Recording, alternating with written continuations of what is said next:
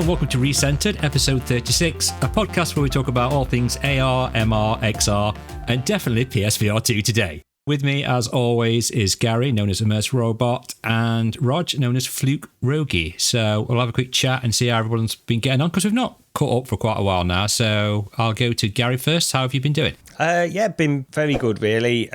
We'll be talking about some of the stuff that we've been playing in VR, but I've not played huge amount, really. But I've been busy as usual with work and stuff, and also I went down to the Pimax event, so I'll probably just get straight into this now, actually, just very quickly. The Pimax event Roadshow down in London, where people could try out the Pimax Crystal Light, and there were quite a few people there. It was just a library place in London, and they hired out this community space, and they had 3 PCs set up with a couple of crystals and then a couple of crystal lights and then one OG crystal as well to show off the wireless module, which is really probably the main reason why I went down there. I wanted to try out the wireless module. Unfortunately, one of the Pimax people told me that in Germany or one of the previous places anyway, it got dropped on the floor and it wasn't working. So they were trying to get that up and running, and I didn't get to try the wireless thing in the end anyway, but I did get to try the Pimax Crystal Light, and there's not really a lot to say. That's why I'm just sort of talking about it here, really. It's because it's a crystal. I mean, my experience of it is it's basically a crystal. It is lighter. I think the figures are it's around sort of 300 grams lighter or something like that, which I wasn't like overly impressed with how light it was or anything like that, but it was certainly lighter than the standard crystal, I can say that. And it's just not got the eye tracking. So I went into Half-Life Alyx and I thought, yep, this is pretty much the same experience as when I'm playing on my crystal without the eye tracking turned on. And that was it, really. Yeah, I mean, it's a good headset. I still think it's a sim gamer's headset. And it's an option. It's a cheaper option for people that want to get into that high-resolution VR. So I think it's good that they've got this option out there.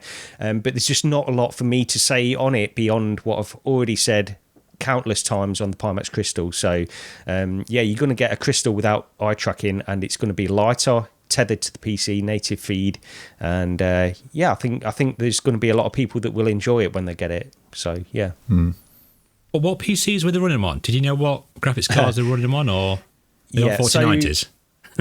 No. So this was a bit of a problem. So a couple of days before the event, one of the Pimax people contacted me and said that because they were bringing 2 PCs with them, both 3090s, and so they had a 3090 there, but they said, we've had a problem with one of the PCs and it's beyond repair. We can't get it to work, and we're not going to be able to get it repaired. Can you bring your PC down to the Roadshow event when you come down? So I said, yeah, that's absolutely fine, and I can sort it out. It's a bit of a hassle, but I'm just going to take the base station and a mouse and keyboard and you know. So I said, I've only got a 3080. That's the problem. They said, that's fine. We can manage with that. And then the night before, the woman at Pimax texted me again and just said, it's okay, we've got partners down there as well, which we're showing off. These partners were showing off some motion controls, some different kinds of motion controls with finger tracking and stuff like that on there. But apparently they managed to source a couple of PCs from them. Unfortunately, these PCs were a 3060 and a 3070. Right. And Half-Life Alyx was definitely struggling on the 3060. So I didn't go on that one. I went on the 3090 anyway, but other people were sort of reporting back that, it was struggling with it. Yeah. I think a lot of it, to be honest, I mean, you know, it wasn't great, but they were sort of managing as best they could with it. And I think a lot of it, people were just going down there just to see the clarity more than anything else and just get an idea of it. And I did speak to a few people. Ham VR was there. I only spoke to him very briefly just before I was going to leave. And there were a few other people that I was talking to for most of the day, really. And, you know, we were having a good chat. One thing I will say is that people that were going to that event were very, very tech savvy about the specifications of VR headsets and things like that, as you would expect. We were having some good discussions about all that kind of stuff. And, it was a good day. They did put on a good event, I've got to say. And I think the Crystal Light is not going to disappoint people that have picked it up. So, Rog, what have you been up to these past few weeks, months? I can't remember what last time we spoke. I know we speak a lot in Discord and I phone you most days, but they don't know that, who's listening and watching. I mean, the amount, the amount of time we actually do spend actually talking, we could record like 4 or 5 podcasts worth of stuff by now. It's absolutely ridiculous. For me, it's been a lot of flat screen gaming because I picked up a new TV a few weeks back now. I mean, I always play games on my TV anyway. I've got a bit of a weird setup. My PC's next to my sofa, and my PC monitor is off to the side of my sofa. So it's sort of the TV and the monitor are sort of like linked dual screen. So I play stuff on the TV anyway. But it's made so much of a difference. Everything just looks so much nicer. So I've gone through Hellblade 2, just flat screen. I know you can sort of like mod it to VR, but it's like, I think it's enough of an ask to play it at sort of like a decent res on a flat screen. Never mind in VR. And it's an absolutely amazing looking game. Some of probably the best real time visuals I've ever seen in a game ever. But the game itself is, I hate to say boring. I wasn't bored, but it's not particularly enthralling at times. You spend a lot of the time just walking along with the voices in Senua's head, telling her the same things. It's that entire thing where she's got the voice in the head going, you can do this, no you can't, yes you can, no you can't. And there's just hours of that. There really is. Did you play the first one? My day-to-day life. Oh dear. I did play the first one. The second one is I don't think is anywhere near as good as the first game. Right. It's a lot. There's a lot more downtime in the second game than there is compared to the first. A lot more. I've heard the gameplay is not as good as what the original is. It just isn't. First of all, it's sort of pretty much exactly the same, and gameplay wise, there seems less of it. I'm sure there was a lot more combat in the first one. The last third of the game in Hellblade 2 is the best part. There's sort of some big things turn up in the last third of the game, and I think they've got the pacing entirely wrong. In the first 2/3 of the game, it's just like. It just feels the same all the way through and nothing major. It's the whole psychological thing, but it's just the same thing over and over and over again. But visually, absolutely stunning looking game. It's one of those things you take control of it and you sort of think, I can't believe I'm controlling this in real time. It really does look that good. So I played through Hellblade. I played through the Callisto Protocol as well, which I'd got in a Humble Bundle, and a mate of mine had been playing it and said, have you ever had a look at it? So I played through Callisto Protocol as well. Took about 20 hours, and not Dead Space level of quality, but I really enjoyed it. And I'm currently been playing Hi-Fi Rush as well, which is also on Game Pass. I think I got it from a Humble Bundle, but I think you can pick it up for like £7 or £8. It's a great game. It sort of harkens back to, I don't know, it reminds me a lot of old Sega games.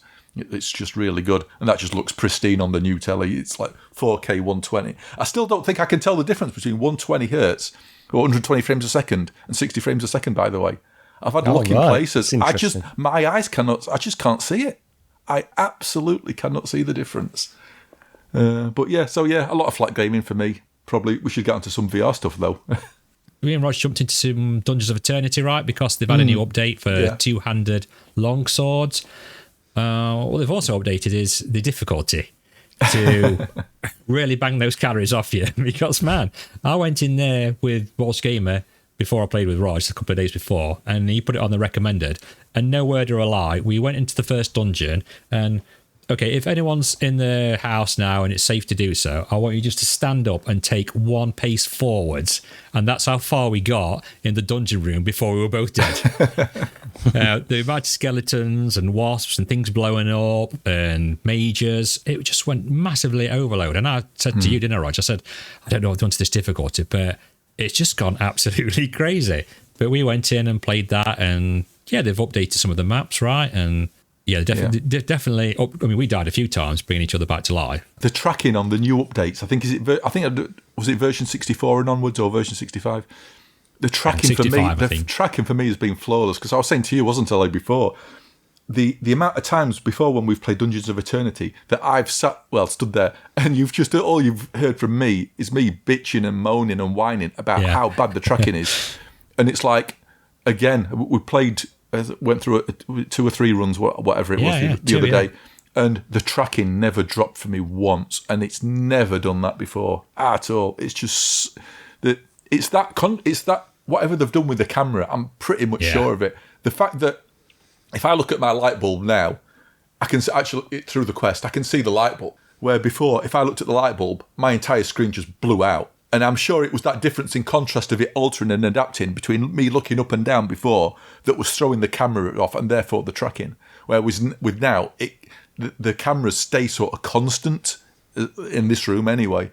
And the tracking has been absolutely brilliant. So I'm definitely happy about that. I mean, another thing I've been jumping in very quickly was Powerwash Simulator VR. We often talk about how much we all love it. I hate Rod Sai. The only reason I jumped in it because I got the Back to the Future DLC. I bought that because I'm a big Back to the Future fan. And I went through all of that over, I don't know, maybe 5 or 6 hours, something like that.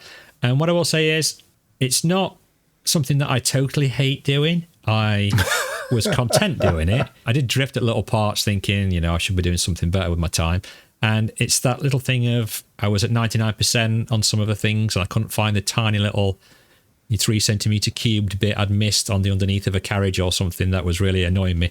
But overall, yeah, I can sort of see the appeal to people that do like the game. It would definitely appeal to them. I mean, I ran it in Quest Games Optimizer, so it was up-res, and they have improved the actions where you're holding a power wash, and it was a bit janky when I first tried it all them months ago, and that did seem a lot smoother.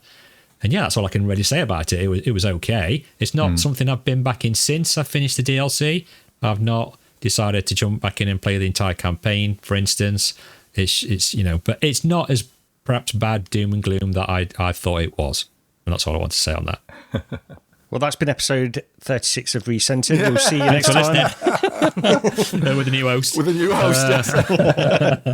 I jumped into Team Beef. I raved about that quite a bit, didn't I? Wolfenstein. Yeah. Yeah, Wolfenstein. Now, I know Roger isn't keen on it. He did say it's a game of its time. And yes, I totally agree with that. But there is like an enhancement texture pack you can put on. And it does vastly improve some areas of the game, perhaps not so much outside, but definitely when you're in some of the catacombs and some of the lighting. And if you like that game, which, I mean, I do because I'm from that era playing it flat screen, it's so good in VR. And the fact that they've got a weapon wheel now on it, so you press grip on your controller and move your hand a bit like Half-Life Alyx, but on a smaller scale, it's like an oval shape, and pick your weapons, and then you can flick your thumbstick left and right. You can also like quick save and do things like that. I want to see that feature on all first-person games now because it's just so good and so handy to use.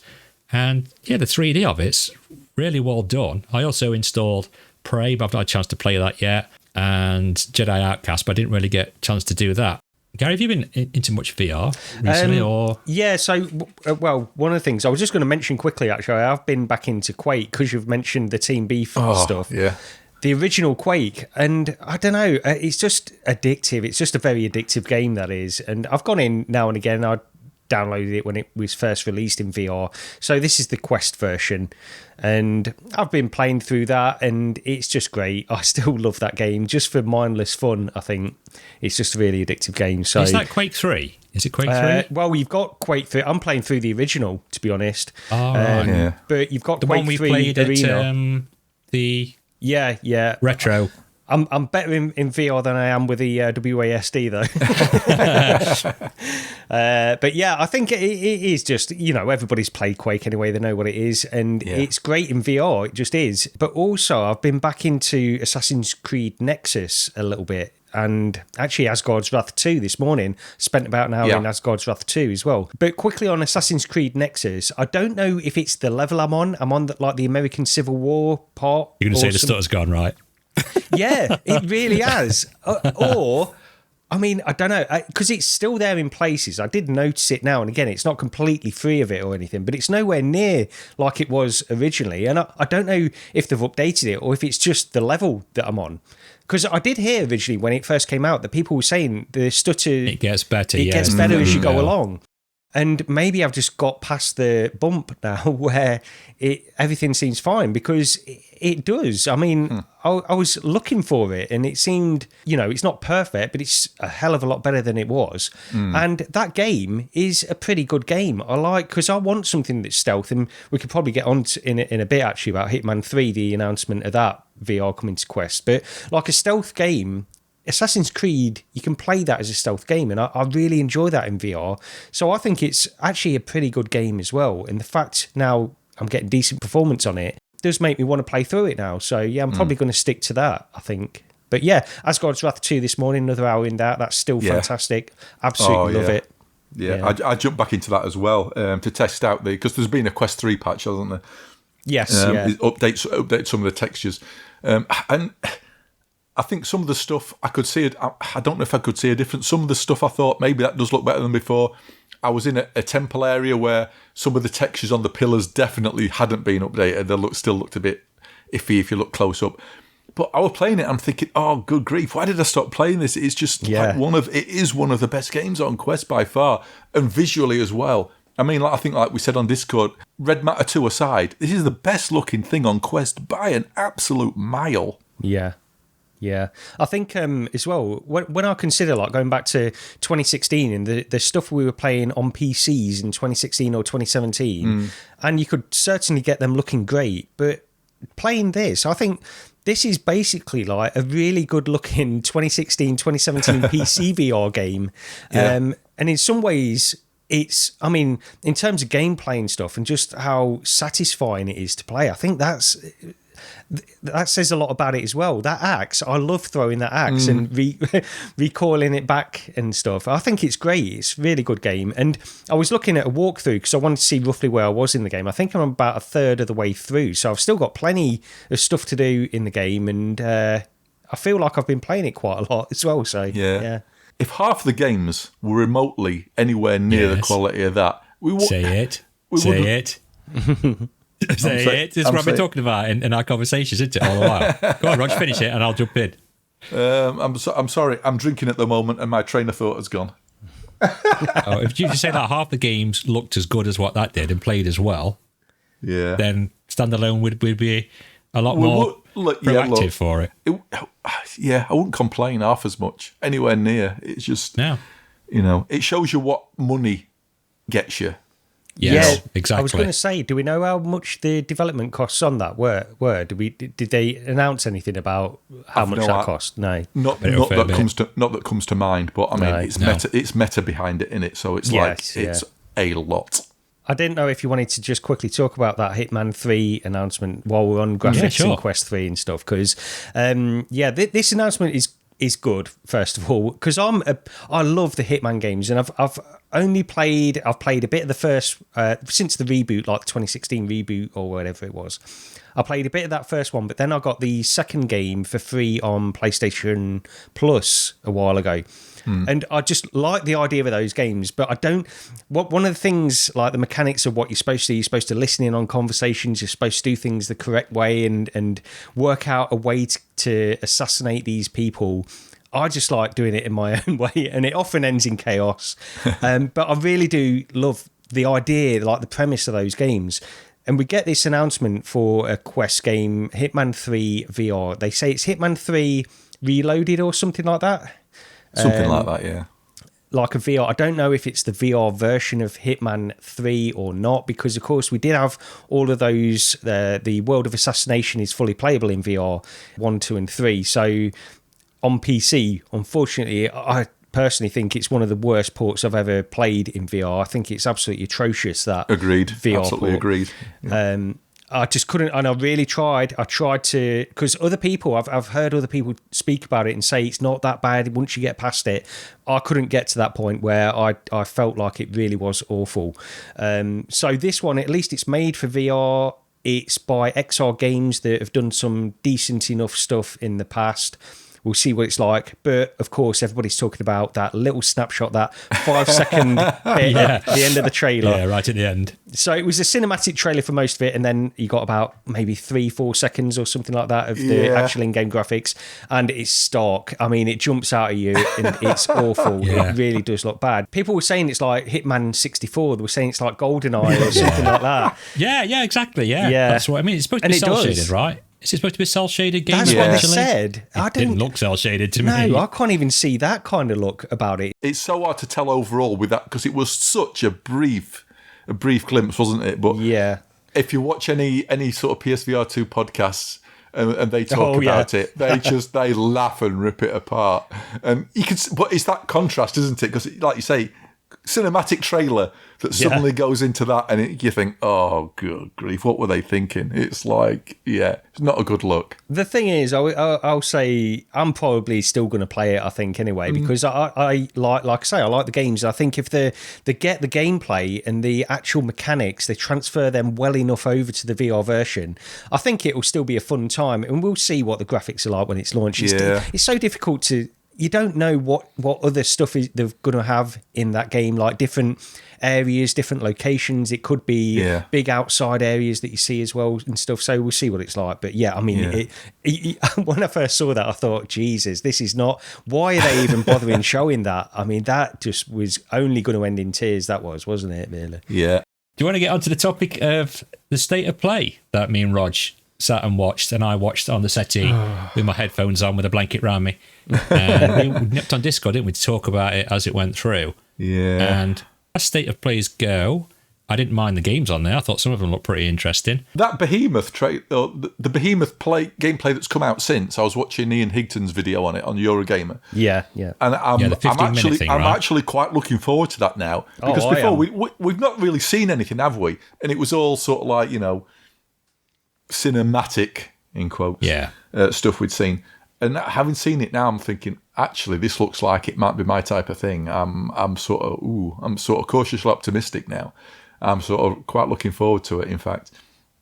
I think as well, with that, we know the developers and we know what they've done previously. So, it's going to have a certain level of quality about it. Also, we've had a lot of hands-on reports as well, where people have been speaking about it now as well. And everybody seems really positive. I've not heard anything particularly negative about the game at all from the hands-on. No.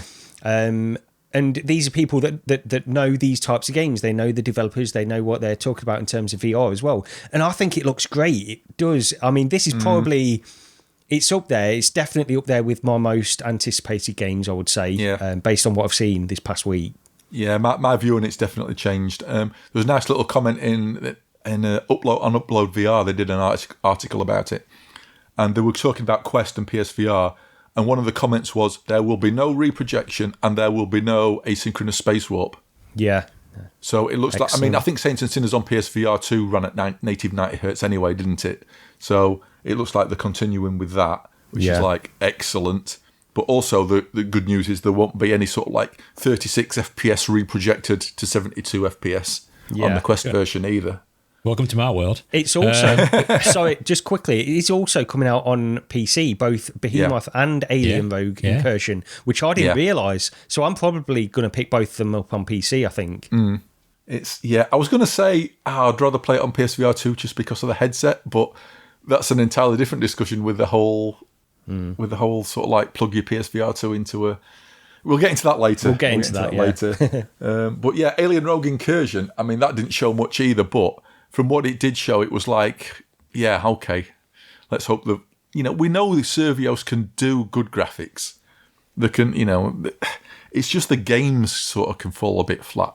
This is the problem. That's the only worry I've got. Does anyone know what sort of game it's supposed to be? Because I don't sort of hearing reports now, hearsay, Your Honour, that it's kind of roguelite. I don't know if that came across. They've said something in a statement somewhere. I'll try and find. I should have found it. Did you see that, Gary? Where they say something that makes you think, hang on a minute, this doesn't sound too encouraging. I hope it's not. And everything I've seen is said it's not a roguelike, but it's got Rogue in the name, and I don't know why they would bother putting that in there if it wasn't some kind of roguelike mechanic. But they do say it's an adventure, action shooter adventure, which is something else, because a lot of people, I mean, I don't mind. I'll play it if it's sort of an action shooter completely different to Alien Isolation, but I think a lot of people at this point are sort of expecting it to be a Alien Isolation type of experience, really. So, and honestly, I don't know if you guys played The Walking Dead by Servios. Not The Walking Dead, sorry. What's it? Oh, I forgot the name of the game. We'll cut it in, don't worry. Yeah, it's the it's the one with the robots in the Old West theme park. Westworld. Westworld, that's it. Yeah, Yes. the Westworld Yeah. game. Yes. Which I did play was something like that. Yeah, it's good. a great, That was all right. really that was good good. stealth game. And I'm wondering if they could translate what they did with that into that Alien IP, because I think that would work really well, and make it a bit more Alien Isolation-like. But yeah, if they've done some really good games, but they've also sort of fallen at the last hurdle sometimes on some of the games as well. So we'll see what this one ends up being. Yeah, This is what they've got. They've got the competition, though, right? Well, I say competition, but they've got the fact that Alien Isolation, I forgot what we're called. Is the best VR, non-VR Alien game that we've got, and it's such a brilliant game flat screen. And in VR, it takes it to another level. We spoke about it several times. Yeah, and I think the devs have kind of said it's going to be in that kind of format, maybe that kind of look. And if they can even get that something close. And a fully fledged game, I'm all for it. I mean, I went to is it Market Space? I can't remember what it's called now. VR Space in Nottingham. Meetspace VR. Yeah. Not Marketplace. That's a place where you go and get your cucumbers from and things like that. But yeah, I went with Dr. Oculus the other day. Kindly invited me down, and we went and played a zombie game, and we played the Far Cry. And I immediately said, because you've got these guns with you, and they're very much like the plasma rifles from Alien, and I was like, you really should have some sort of Alien licensing. I can imagine walking around the corridors and in that big open space, because it's all free roaming, so you're walking around with a headset on, and you need to get that and a higher res on your displays. But apart from that, I had a great time. So thank you to Dr. Oculus for inviting me down there. Yeah, they keep saying it's like going to be it's been inspired by Alien Isolation as well, but it can't. If it has been, then Alien Isolation is not a shooter. No, it's not. It's a stealth survival horror game, and it's I mean, I've nothing against them doing like a shooter, but I just don't see how that ties in with it. I don't know. Two entirely different genres, really. It does. I mean, Alien Isolation, you do have a gun. It's just it's next to useless, really. So and you get the flamethrower, can't you? You can sort of you can beat the alien off, but that's the entire point is Oh, sorry. Someone clip that. No, carry on. That was a that was a clip moment. That was a clip moment. We'll see what it ends up being. I think they're sort of steadily moving over. It seems like it's going to be at least partially an Alien Isolation kind of thing. Maybe they'll mix it up a bit. But it says, one of the things I saw somebody mention about it as well, because the title is Alien Rogue Incursion, not Aliens. And so you think if it's going to be a shooter, you're going to be blasting these aliens away. Maybe there's multiple ones, but an Alien Isolation, of course, there's only one. So I think this I did hear that there were like 4 or 5 at a time, maybe. Yeah. So that would imply it's probably got some action elements in there. And it does say, they directly say, it's an action shooter as well. So we'll see. But so... This is for you, PD. Astro Bot. And it's like, my money was on it not being announced for PlayStation VR2. Well, we both said that, didn't we? We both said that. And unfortunately, I wish it had been, and it wasn't. And there's been the amount of backlash that's been happening is it's been a lot more than I was expecting, actually, from the PSVR2 community. There's been a hell of a lot of anger, I think. They're not happy. They are not happy at all. I don't blame them. I'm not surprised. No. I'm not surprised, but I absolutely don't blame them. When you watch that trailer, and the gameplay is moving into the screen through the level exactly like the original PSVR game was, it's like I just looked at that and I cannot believe that was not designed for VR. I absolutely can't. It just doesn't play this. It just doesn't play the same way as was it Astro's Playroom, the one they gave away with PS5. Yeah. Where you could sort of like move across the level, in and out level, turn around, move your camera around however you wanted. It's like, why would you go, if you were doing a sequel, why would you go to a limited into the screen movement view when the one you'd done before for flat screen gave you freedom of movement? It just seems a step backwards. It's very odd. Yeah, it's something, you mentioned that last night when we were talking on Discord about it. It's not something I really thought about before, but it does, I don't know, we don't know all the facts about this, but like you said, it wouldn't really surprise me if initially they were thinking along the lines of a VR sort of mode for it as well. But it's really disappointing. It is really disappointing. And the problem is, I think a lot of people that are heavily invested in PSVR2 were sort of hanging a lot of their hopes on the fact that this is the hope for the future of PSVR2. If they don't make this a VR game, then what will they make a VR game in terms of first party? Because this is the obvious choice, and they've not done it. And the comments are ridiculous on this. Like, there's people like diehard PSVR2 fans that have defended them through everything, and even they're sort of starting to say, well, this is sort of a... I mean, Sony have got to be sitting there thinking, what other signs can we give them that we're really not going to support this in any serious way? There are still sort of diehard fans that don't see this as being a sign of anything. I don't see how you can look at it as anything else, really. It's just really, it is disappointing. Yeah. When you look at the PSVR sort of community as well, I know Ian Higton put a video out about it, and he's been a sort of big proponent of PSVR over the years. Like one of the few people on a mainstream site on Eurogamer who actually regularly covers VR, and he put a video out about it, saying how ridiculous it was. Brian from Without Parole put a message replying to one of Ian's tweets, saying, "I totally agree with all this." That's coming from the biggest supporter of PSVR there is out there. Petrifying Pumpkins put a video out as well, again, another PSVR2 channel, saying how bad it was. PD started a petition.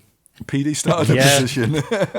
The thing is, in terms of like, we were talking about this on Discord last night, but it's a logical choice for Sony, who they're not going to make any money out of it as a VR game. They're going to make a hell of a lot of money out of it as a flat game. And that's the unfortunate truth of the matter. It just is going to be the case. They're not going to care. Sony don't care. It's not a VR game. Most of the mainstream gaming media don't care. In fact, they're pleased it's not a VR game. So you've got a loud group, but a very small group of people that are extremely disappointed by this, but it pales into insignificance when you've got all of these other people. It's been received so incredibly well from the mainstream gaming community and the mainstream gaming media that you think this is going to sell really, really high numbers. So Sony are not going to regret not making this a VR game. No. And the counter to that would be, well, why didn't they make it a hybrid? And that's the other thing that, of course, most people were hoping for. They didn't really expect that this would just be a VR game. They thought it might be a hybrid, and it's not.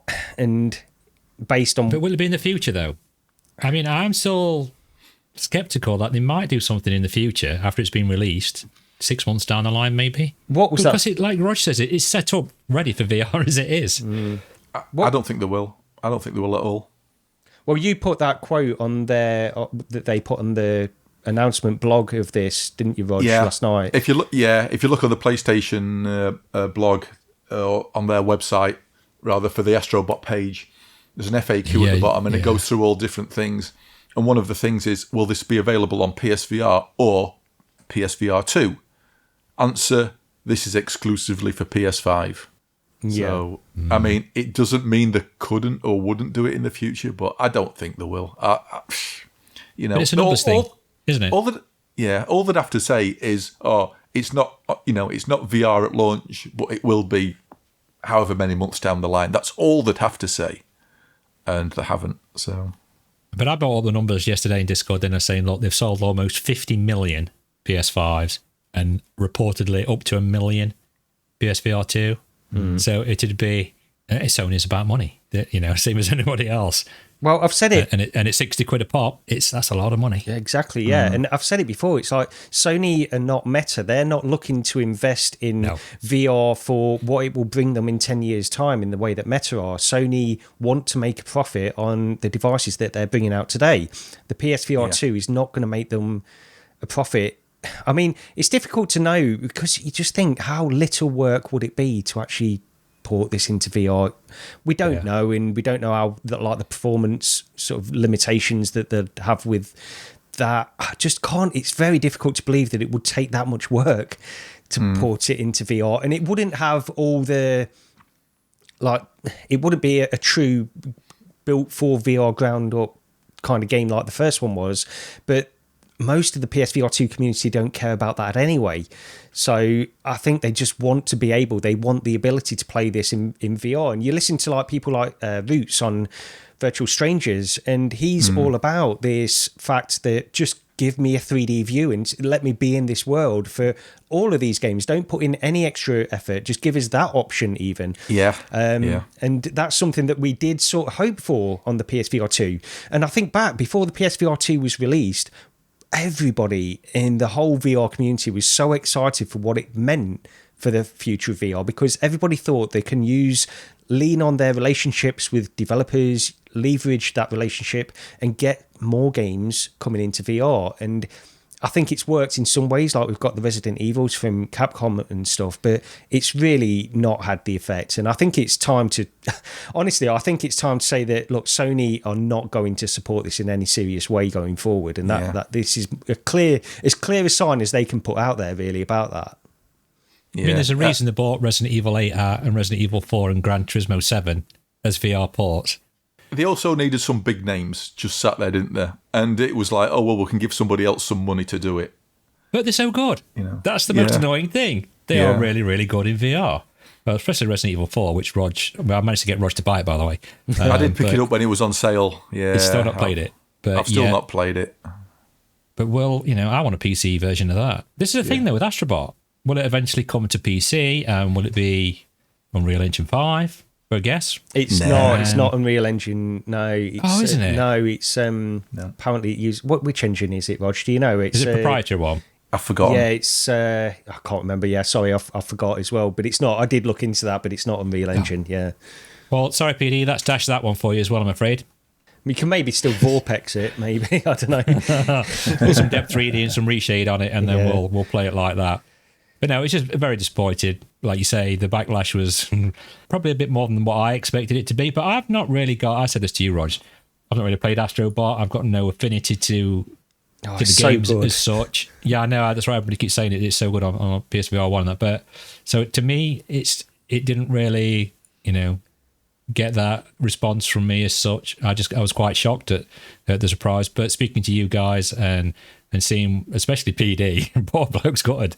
There's a lot of people like that, though. Yeah, there's a lot of people. And I don't know, do you guys listen to any sort of mainstream games podcasts as well, or sort of? Because not anymore. No. Well, no, I do listen to the odd one, and it's weird. It's like they're talking about it as if they say things like, "Oh, finally a full-length Astro Bot game. We're actually getting a full-length Astro Bot game." And they're loving it. Well, you've had one. It's just been in VR. Nobody even mentions the VR version. It's like it doesn't even exist, and that's what you're up against. That's what Sony are up against, because they nobody cares. The mainstream games community doesn't care that this isn't in VR. It's only the VR community, which is so small, and it's just sad. It is sad, but a similar response to the Batman game when that came out. There was an uproar from the mainstream about the Batman game not being flat, and why are you bringing it to something like that that no one's going to play on and no one's going to buy one anyway? And Jason Schreier, I don't know if you saw that tweet, he said something about he said that the Meta, because it was the Game Fest thing yesterday, wasn't it, where they shown that story trailer for Batman, and he was saying that there was a visible from the trailer when it was announced that it was only a VR Arkham game. And he says, and he put at the end of this tweet, he says, just in case anybody's wondering how VR is doing. So you just, snarky little... people moaning about it, complaining. Yeah. They need to try Quest 3 then. Miserable gits. But on Sony announcements again, I guess, should we speak about the adapter. PSVR2 PC adapter, which has been rumoured to be coming, and now there was an announcement. I can't remember who announced it, so professional as I am, but it's coming. Is it August the 7th? Maybe I've got that right. Maybe I've got that wrong. That's right. For £50, which I'm going to pat myself on the back here, Ross, because I'm pretty sure I said it would have come for $49.99. I think you did. I was hoping it'd be more around the sort of like $29.99 sort of mark. But then I think I did say something like it could be $39 or $49, but I do reckon it's going to be around about £50. Otherwise, I dreamt it, but I was like so smug about that. And well, I say £50, you're going to need an extra cable to connect to your, is it a DP cable? to connect to Yeah. your PC as well. DisplayPort cable. Yeah, and you need a Bluetooth connection as well, which is probably not a problem for probably not a problem for most people. What is that Bluetooth connection for? Is that for the controllers? Controllers. It's for the controllers. They connect via Bluetooth. Yeah, I can't believe that they wouldn't have the Bluetooth thing in the headset, so the controllers connect to the headset, and then I always assumed that's how it worked. But I would have, but no, apparently not. No. So yes, there was a general excellent, brilliant, followed like 5 minutes later by, and again, another backlash against Sony, because most of the features that are available in the PSVR2 headset aren't coming to PC, at least unless anybody can sort of hack the drivers and get things working. Well, the one thing I was expecting, one thing I hoped for, because the thing is, like the adaptive triggers and stuff like that, you can understand that needs dev support, game-specific dev support and that kind of stuff. Yes. So you can understand that. I wasn't really expecting that to come anyway. The HDR, I guess I didn't even really think about. I just assumed that would be there. That's not there. But the eye tracking, I sort of hoped, I didn't expect, but I did hope that eye tracking would be included in this, because if they just included that, it's Tobii eye tracking. It's like everything is already present in a lot of VR stuff to support dynamic foveated rendering. Yeah. If they just included the drivers, you could have played Microsoft Flight Simulator with OpenXR Toolkit and had dynamic foveated rendering.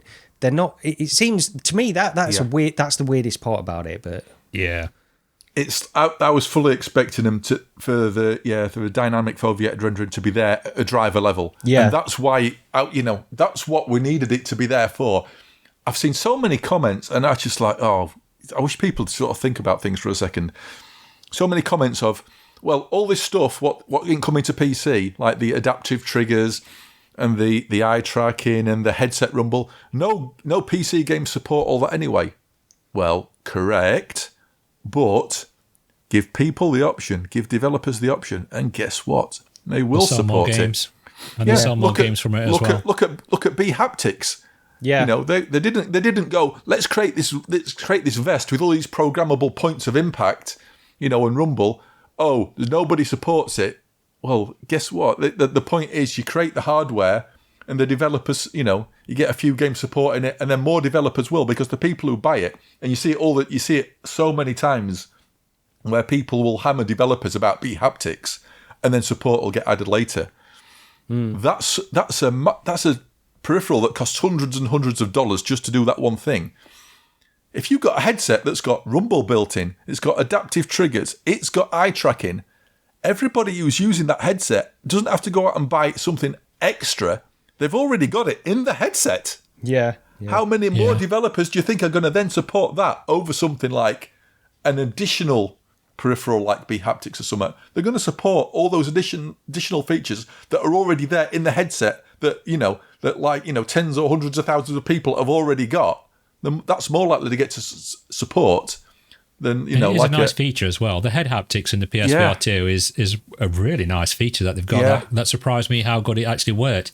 I think I used a shotgun in Resident Evil 8 and I got it too close to my head and I felt the backlash of the shotgun in my head. I was like, wow, that's so good. I've said it before, but for me it was Red Matter when you're riding on the tram in Red Matter and you got the rumble through the controllers and your head as well as you went between the big pillars. It makes a big difference. Ooh. When it's used correctly, it can really add something. And it's perhaps I'll add it.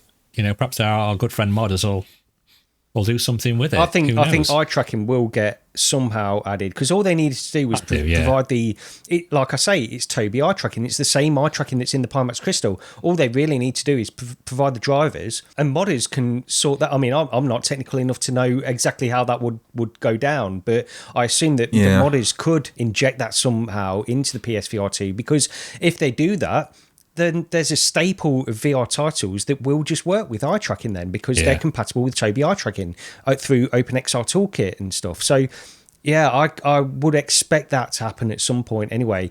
The truth is, I was holding out for this, and the fact it's not got the eye tracking is sort of making me think, I don't even know if it's worth me spending that £50 on the adaptive just to try it, really. I mean, you're getting the OLED. You're still getting the OLED, and people will want that. Yeah, absolutely. So, yeah, I think the thing is, maybe it's not for me. You know, I've got a Quest, I've got the Pimax Crystal and stuff like that I can play PC VR anyway. People that have only got the PSVR2, it gives them another option. So I think there will still be a lot of people that will use it. It's just, once again, it's slightly disappointing because I was looking forward to that eye tracking feature on this. I think it's just a valuable thing that should be added to, within reason, of course, you know, to every VR headset that comes out. If it's the cost, I suppose, the cost of integrating it. But yeah. I mean, plus all the hate I actually saw when this got announced as well. You just can't please anyone, can you? No. I mean, before this came out, we said, it'd be great if this worked on PC. They've actually got it so you can actually have it on PC now. And people are saying, should have been day one. And you're like, well, you can't win. I mean, they've even said this themselves. They've stopped producing and stopped manufacturing PSVR2s because they've got, I don't know, allegedly, a massive warehouse somewhere full of PSVR2s next to the Ark of the Covenant that they need to sell and get rid of. So one way is to offer it to PC users, and I think it's a good, viable option. And yet folks are still hating on it, and it's like, God, give them a chance to try and do something. But then the other argument is, well, PSVR2 is definitely dead because now they're giving it to all the PC gang. You can't win. You can't win. And also, I mean, I was going to ask both of you guys actually what you thought of this, why they would do this PC thing. Is it because you listen to the hardcore PSVR2 community and they're all like, no, they're just giving us a feature that we asked for, which it might be. They're just giving people a feature that they asked for, or they can't sell these bloody things, and that's why they're doing it. Option B, please. Yeah. Take the 50-50 and I'll pick the B. Because otherwise, why would they put all this built-in security to stop you running it on a PC in the first place that like IVRY was trying to get into and try to create something so you could play it on your PC, for then to bring a little box out with basically all that's doing is bypassing all the security on it in the first place. Why put all the money into it to do that, to take it all out? It doesn't make any sense. This is the problem. It's a bypass box. And this is another problem as well, because people are saying, maybe all these features will come to PC via modders. But what data is actually being passed through that box to the PC that can be used anyway? That's is true. the eye tracking data going to be there? Yeah. Probably not. You know, the one thing that does stand a chance, I think, would be the adaptive triggers and the rumble, because if that's just connecting, if the controllers are connecting directly via Bluetooth to your PC, there doesn't seem to be any sort of interference or protection in the way there. Yeah. So that could be a thing that gets added. But there was something actually on Discord to think about and to say for the podcast going into this and talking about, was it worth getting one? So I've got a friend who's got a gaming PC, has an Index, has a PS5, but doesn't own a PSVR2. In that situation, for somebody like that, is it worth them buying a PSVR2 to maybe use that headset as well as maybe an OLED headset or whatever with the PC? Is it worth it if you've already got an Index? I mean, the resolution's higher. And also then to play any sort of backlog of PSVR2 games that are available. Is it worth buying one if you've already got the rest of the hardware for both systems? Yeah. For me, I'd say, I think a lot of people, it's really the upgrade from that Index, isn't it? That's really what you're looking at, because the thing is, the Index it's one of my favourite VR headsets ever. I love it, but the resolution's really low now. And also, it's how much weight you put into that OLED display. If you're really tired of having an LCD device, then you really want to get that OLED display, then I think it probably is, to be honest, because if you're getting all the benefits of the PS5 games as well, the PSVR2 games on the PS5, and you're upgrading from the Index, then I'd say yes.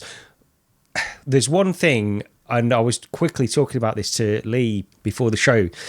I don't feel like the tracking quality on the PSVR2, at least in my situation, is as good as I'm used to on something like the Index or on the Quest 3, honestly. I know you had problems with the tracking on the Quest 3. I've never had any problems with tracking on the Quest 3 at all. It's been absolutely flawless for me. Yeah. And the PSVR 2, I was playing Madison, which we might, I don't know if we're going to be getting into that, but I was going to mention it next. Yeah. So I was playing Madison, and there's just it's not the controller tracking. I think that's fine. It's like there's just almost like a slight drift almost, maybe on the headset itself occasionally after I've been playing for a while. And I was saying, you've been in my living room. I've got those black beams where the like high contrast straight lines in my room all over the place. So it's great for tracking. And I don't get a warning or anything like that. It's not like it's complaining about anything. But I just feel like the tracking on the PSVR2 is also not quite up to standard, really, compared to some other stuff. And that's the only other point that I bring up. Other than that, I'd say, I mean, I think your friend would get a lot of benefit from getting a PSVR2 for those two use cases. I don't think I've not really got anything negative to say about PSVR tracking. I've seen it glitch out occasionally, but nothing to where I'd be having a problem with it. It was PSVR2 tracking has always been better pre-patch or pre-update than my Quest tracking, because my Quest 3 tracking was literally atrocious at times. At the moment, as far as I can tell, my Quest 3 tracking just seems flawless.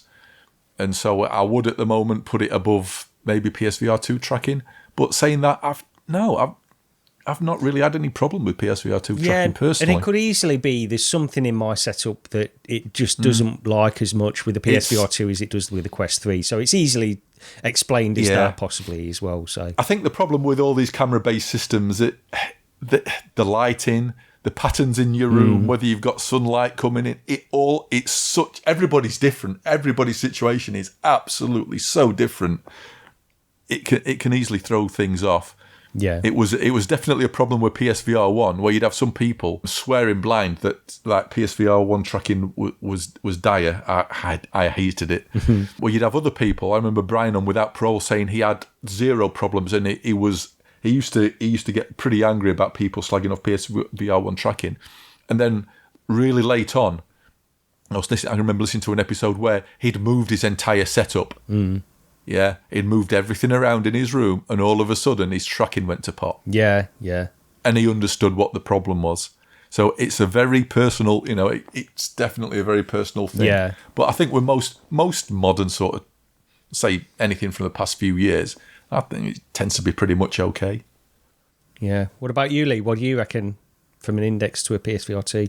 I would say yes. We don't really know any, apart from like data mining, what Sally Bradley's done over the past few years about Deckard and things like that. With Valve's they keep things very close to the chest, as in say nothing. I mean, we're coming up to 5 years. Is it 5 years? Almost 6 years since Half-Life Alyx, and we do know it took them 5 years of development to make that game. Will they have a Half-Life Alyx /2 coming out with a new headset? It doesn't look like it at the moment. Who knows? Maybe at some point this year. But how much is an Index going to be? An Index 2? Yeah, I know. That's the thing. You're going to be talking £1,500 maybe. Would it have inside-out tracking? We don't know all these things. Or go and spend £400 on a PSVR 2 and use that for now. Yeah, I would say it's beneficial. The big thing being it's got a PS5 as well. Yeah. So it's a double use thing. This is the thing. There's $100 off at the moment. That's going to offset the cost of getting the adapter as well. Plus the game's going to PS Plus as well if you've got that. You've got Synth Riders, I think Walkabout Mini Golf. It's is it Walking Dead's on there as well? Walking Dead 1 and 2, yeah. Yeah, so you've got all those games to play at no extra cost if you've already got a sub with them. So definitely makes sense. This is a thing as well. So, on the PSVR 2, I will say, like, because I'm not ultra positive on the PSVR 2 anyway, but that's mainly because I've got other headsets. But you have to sometimes take a step back and think, if this was your only headset and you're playing all of these games on the PSVR 2, people say this a lot who are in the PSVR 2 community, like, I've got all this massive backlog of all of these games to play.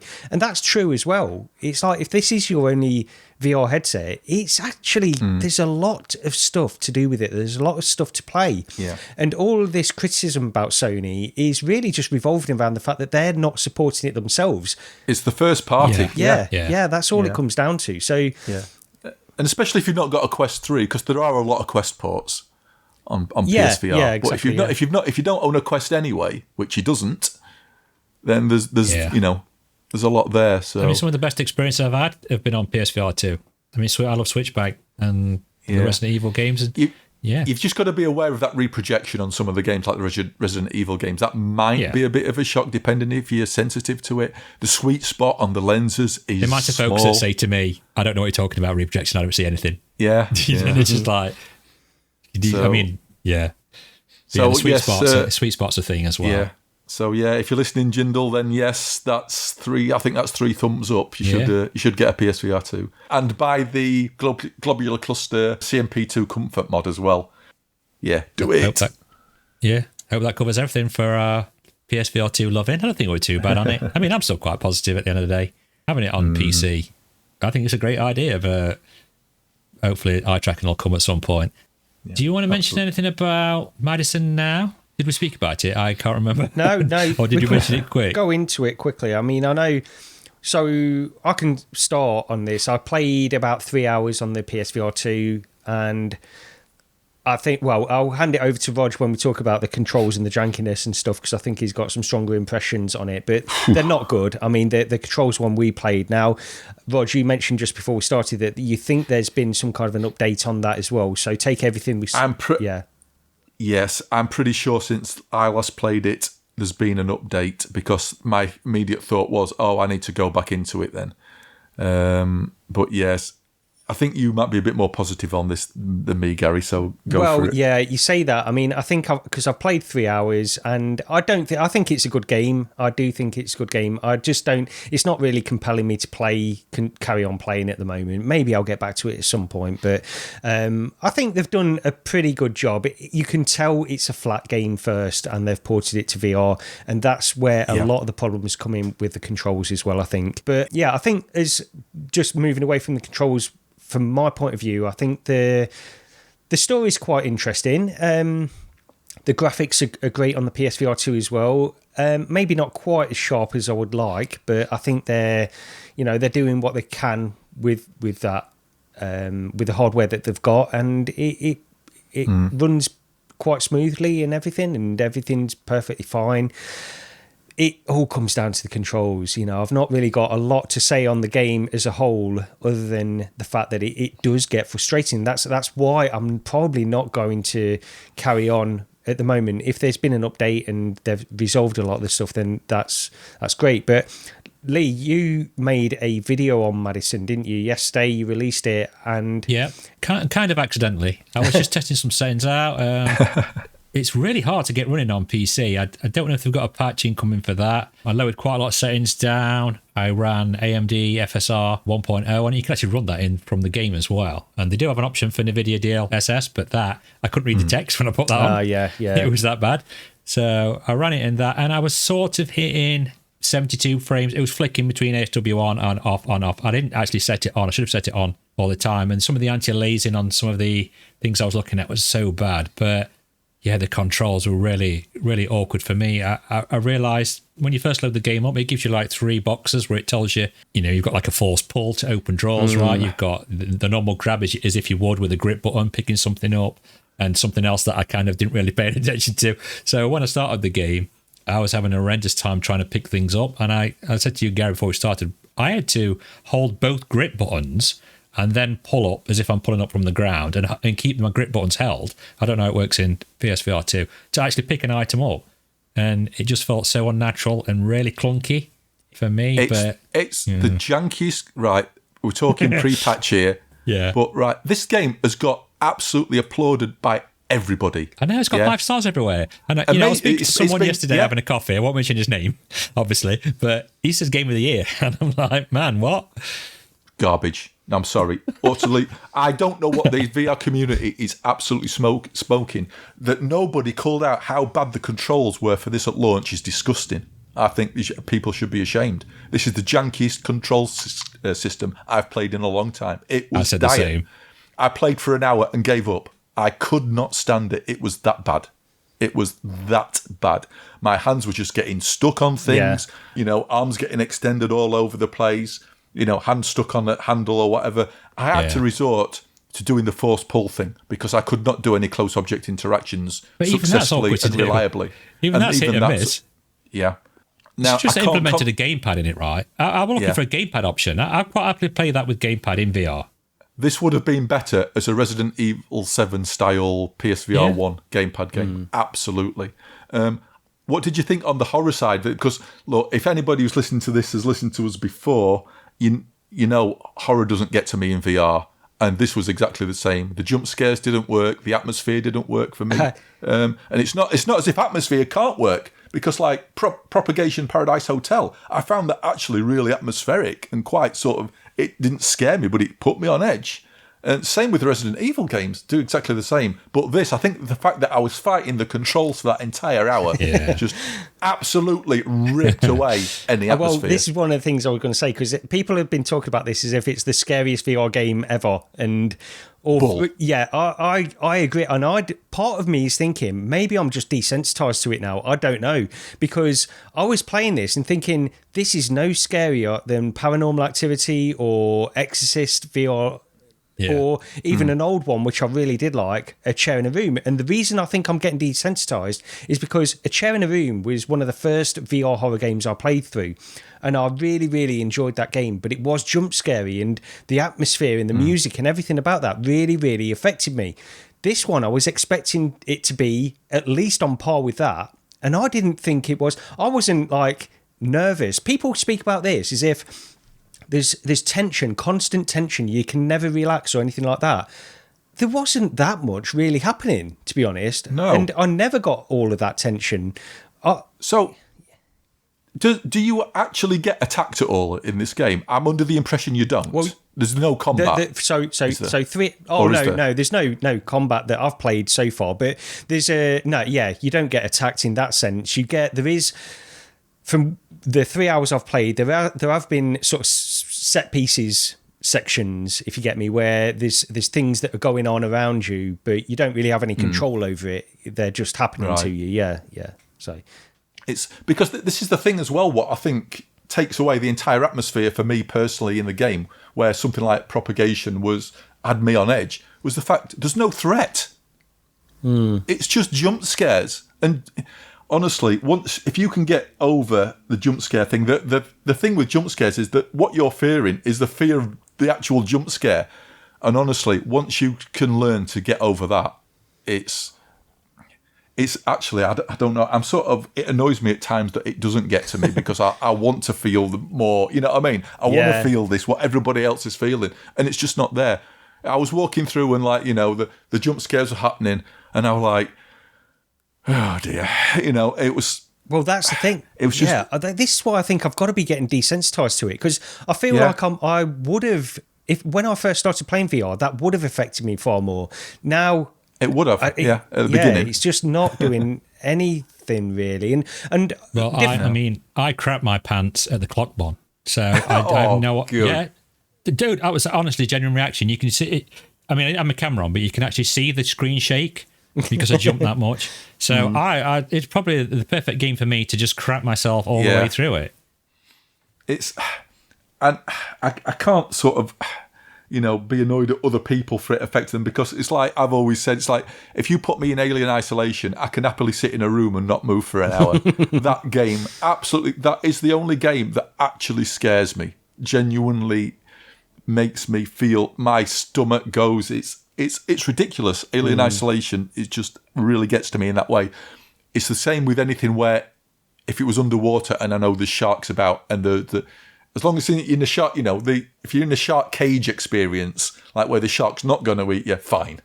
But it's like, sharks and sort of Alien Isolation are my nemesis. So I get it. You can be scared, but jump scares for me are just enough. They just don't get me at all. It's just boring. I don't know what it would be, because once again, Chair in a Room, one of my favourite VR horror games. I've not played it in a long time, so it probably doesn't stand up the test of time. I don't know, but for me, that there was no threat in that, and that was all jump scares, atmosphere, music. That's really where it was, and that's really what Madison is doing as well. It's doing that kind of thing. You're right. There's no threat. You can't. I mean, I don't think you can die or anything, can you? That's it. I mean, even though it's only a game, when you're in VR, that sense of being, I might be attacked. Is like I say, Propagation. Now, going through that hotel, that game's got its own problems in places anyway. But for atmosphere, that was like leaps and bounds beyond this. Yeah. And let me just say as well, I think the game actually is a good game. The only thing I'm talking about here is the fact that it's got lauded as this scariest VR game ever. I don't think it is. I think that's complete hyperbole, to be honest. I think absolutely. Any Resident Evil game is scary. I'll put it in quotes, scarier than this. Alien Isolation is, Propagation is. We're probably going to put that on the posters that I've seen knocking up on all these 5-star reviews and that, and then scariest game ever, in brackets, bull, /Rog. See, even Resident Evil, I understand. I disagree a little bit on Resident Evil. I think Resident Evil 7 is a scary game. I don't know, maybe it is that threat thing that you mentioned. It's something to do with that. It's the threat. It's the you don't know when something's going to happen. Yes, yeah. That might cause you to, you need to run away because you're going to die in the game. It's that there's no sort of consequence. There's no consequence to a jump scare. Yeah. Apart from my heart rate going to about 160. Yeah. I came on here being the most sort of positive about Madison, and I just want to make it clear, I don't think it's a bad game, by the way. I think the janky controls aside, which if you can get over that, and if there has been an update, then you can take that out of this conversation entirely. I think the game does have quite a lot of positives as a just an atmospheric VR game. I think there is a story that's going on there. There's snippets that are revealed over time, and I don't know. I'm 3 hours in. I don't know exactly what's going on, but you sort of pick up little bits and bobs here and there. So I think it's a thing of something being said of being in the creepy house.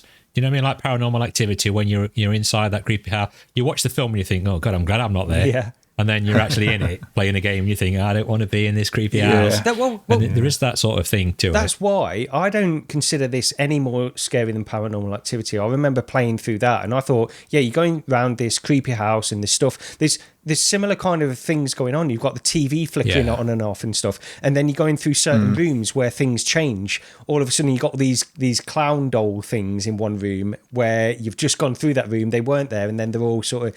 And this does sort of similar things. You've got this angel in Madison, this angel statue, which sort of appears just in various places where you know the angel wasn't there before. It's doing all these kinds of things. I don't understand why anyone would consider Madison more scary than Paranormal Activity necessarily. I think both have good enough graphics. I think they I don't know. Again, maybe it's been a long time since I played Paranormal Activity, so it might be hindsight that I've got that impression. I'm not sure. Yeah. I had such a problem with the controls, though. I couldn't really... Because I went into it thinking, look, I know... I sort of knew I wouldn't be scared because I very rarely am in these games. So I went into it thinking, well, I like puzzle games. I like adventure puzzle games. I loved Seventh Guest. I really enjoyed the Room VR Dark Matter. So I was approaching it like, oh, it's going to be something like that for me. But the controls gave me that much of a problem. I couldn't even really sort of... I don't even know if the actual puzzle element's any good. There seemed to be a lot of walking around, having to trigger stuff before something would happen, and then that you could do a puzzle. But then it was like, am I meant to be solving a puzzle? Am I meant to be just walking somewhere so I can trigger something to happen? Somebody made that comparison to PT as well, where they were saying basically it feels a little bit like you need to go into various areas, go back to other areas to trigger certain things that are going to happen and to allow you to progress. Yeah. And that's how I felt at the beginning. It felt like I was basically wandering around. I couldn't do anything in the room, so I went and wandered somewhere else, went back to the room, and all of a sudden I was able to do something in the room. Yeah. And it's definitely got that part about it, at least at the beginning anyway. So, yeah, I think I mentioned that on the video as well. My video is very much like PT when you first get into... out of the first room, should I say, which I almost nearly didn't do, just getting out of the first room. Well, there was absolutely one thing which I found absolutely fascinating, which I don't know if anybody else will or not. There's one of the early puzzles. There's a safe you need to get into, and you get a key, and you put the key in the lock for the safe, and you open the safe up. Yeah. I got stuck on this, and do you know why? I figured out the solution why I was stuck on it. Sort of when I was thinking, I can't remember if it was in the shower or later. I'd got to the safe, I had the key, I looked at the safe, I turned around and walked away. Yeah, and it was only afterwards when I was thinking about it, after I was out of the game, thinking where have I got stuck. that I realised what had happened, and I went back in and I realised what the problem was. You go to the safe and there's a keyhole, yeah? There's no hole. No. There's no actual physical hole, yeah? There's maybe something, a bit of a bump map, which maybe on a flat screen would give it the shading and the illusion there's a gap there. But I walked up to that. I think my brain went, there's no keyhole, despite the fact it's very obviously where a key's supposed to be. My brain went, no, there's no keyhole there. And I couldn't figure it out. How bizarre. No, how crazy. You're not alone on that, because I saw somebody mention that on Reddit, and a load of people agreeing with them as well, saying that particular puzzle, it doesn't look like that's where a key is supposed to go. It's at the top of the safe, isn't it? On that, yeah. There's like a round thing, like a disc thing that protrudes, and there's where. I thought I had an original observation there, but no. Well, no, I'm just saying, like, because you weren't alone in getting stuck on that.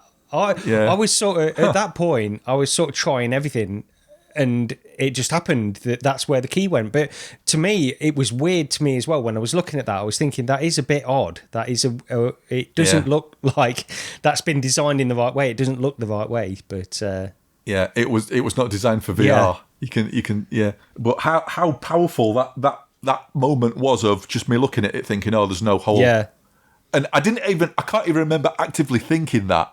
I just looked at it, got stuck, and then went somewhere else. And it was like afterwards when I was thinking, how am I supposed to get in? I've got a key. There's no key.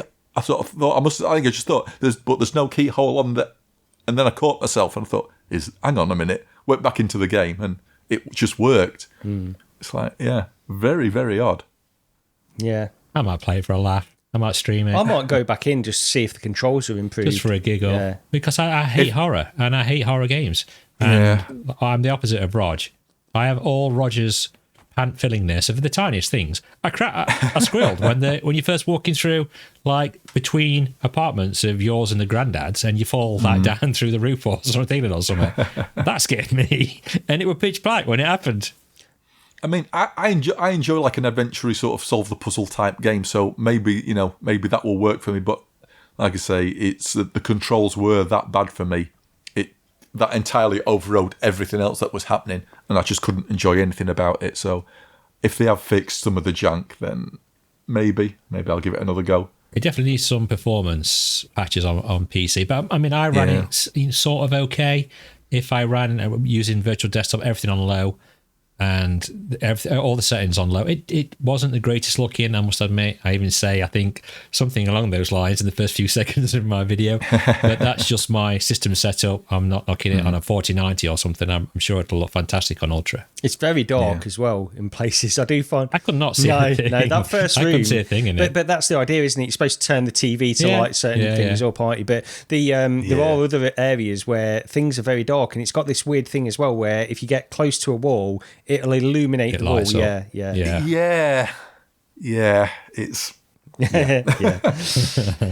At least it's 90 FPS native on PSVR2 anyway. Yeah, and I don't think it looks bad on PSVR2 at all. I think maybe not the highest of high resolutions or anything, but it's perfectly fine, I think. Yeah, I thought it were fine. I just thought the graphics were a bit drab as well, a bit sort of grey and dusty. I don't know. Yeah, well, it's a horror house, isn't it? They've got to have a load of that. Yeah. But I know what you mean. It's all very much similar all the way. And so that's a total endorsement from all three of us for Madison VR. So go pick that up on PC and PSVR2. Okay, seen a few things on Twitter as well. I think Tyrael put something on about a Quest 3S and maybe some Quest 3S leaks. That it does seem to be a real headset that is coming soon. Maybe towards the end of the year. Maybe it Meta Connect, something like that. I don't know. By all accounts, it's exactly the same as the Meta Quest 3, apart from a few design differences on the front and the fact that it has my favourite Fresnel lenses. Yeah. It's look. We know that they desperately need a sort of a replacement, don't they, for the Quest 2? Which I don't know if you saw that. Yeah, it's called the Quest 3. There was somewhere in the States. By an odd name must be, I don't know if it's a store over there, a chain store or whatever it is, called BJ's. Of course. They were selling their Quest 2s off for $100. I mean, I can't believe they're ripping folks off like that. No, come on. I mean, $100. If you don't know whether you like VR, it's a no-brainer. Isn't it? I mean, I think they went out of stock almost. Yeah, I think I did see something time. About it. Grab them now, super quick, as they're doing this ridiculous offer on for them. So yeah, for $100, it's definitely worth a try. If you're, it's just got the old alleged 3IPD thing again, and they're saying it's going to be. Well, there seems to be it's going to be one panel, doesn't it? Yeah, with the 3IPD settings. It's a mistake. I don't like it. Yeah, it's. I look at all the issues I had for years with the Quest 2. I couldn't play it for long. It's giving me headaches, making me feel sick.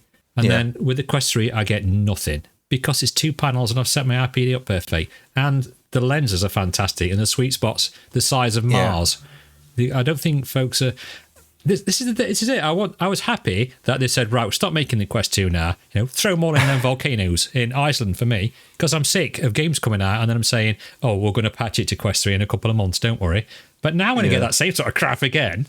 when the Quest 3S comes out, because it's got the resolution of the Quest 2, and they're going to say again, maybe we'll patch it in a couple of weeks, who knows? I thought, well, I mean, it worked. Quest 2 worked fine for me. My IPD just happened to fall happily in line with what it gave you on the middle setting, and I didn't have any issues with it, Glare? What about glare? Did you have nothing with glare? It was the least glary headset that I'd had. Wow. At the time. It just shows you how far off it was for me then, because it was like playing a J.J. Abrams movie every time I put the bloody thing on. It was nothing like that. I was coming from a Valve Index as well, which is notorious for that.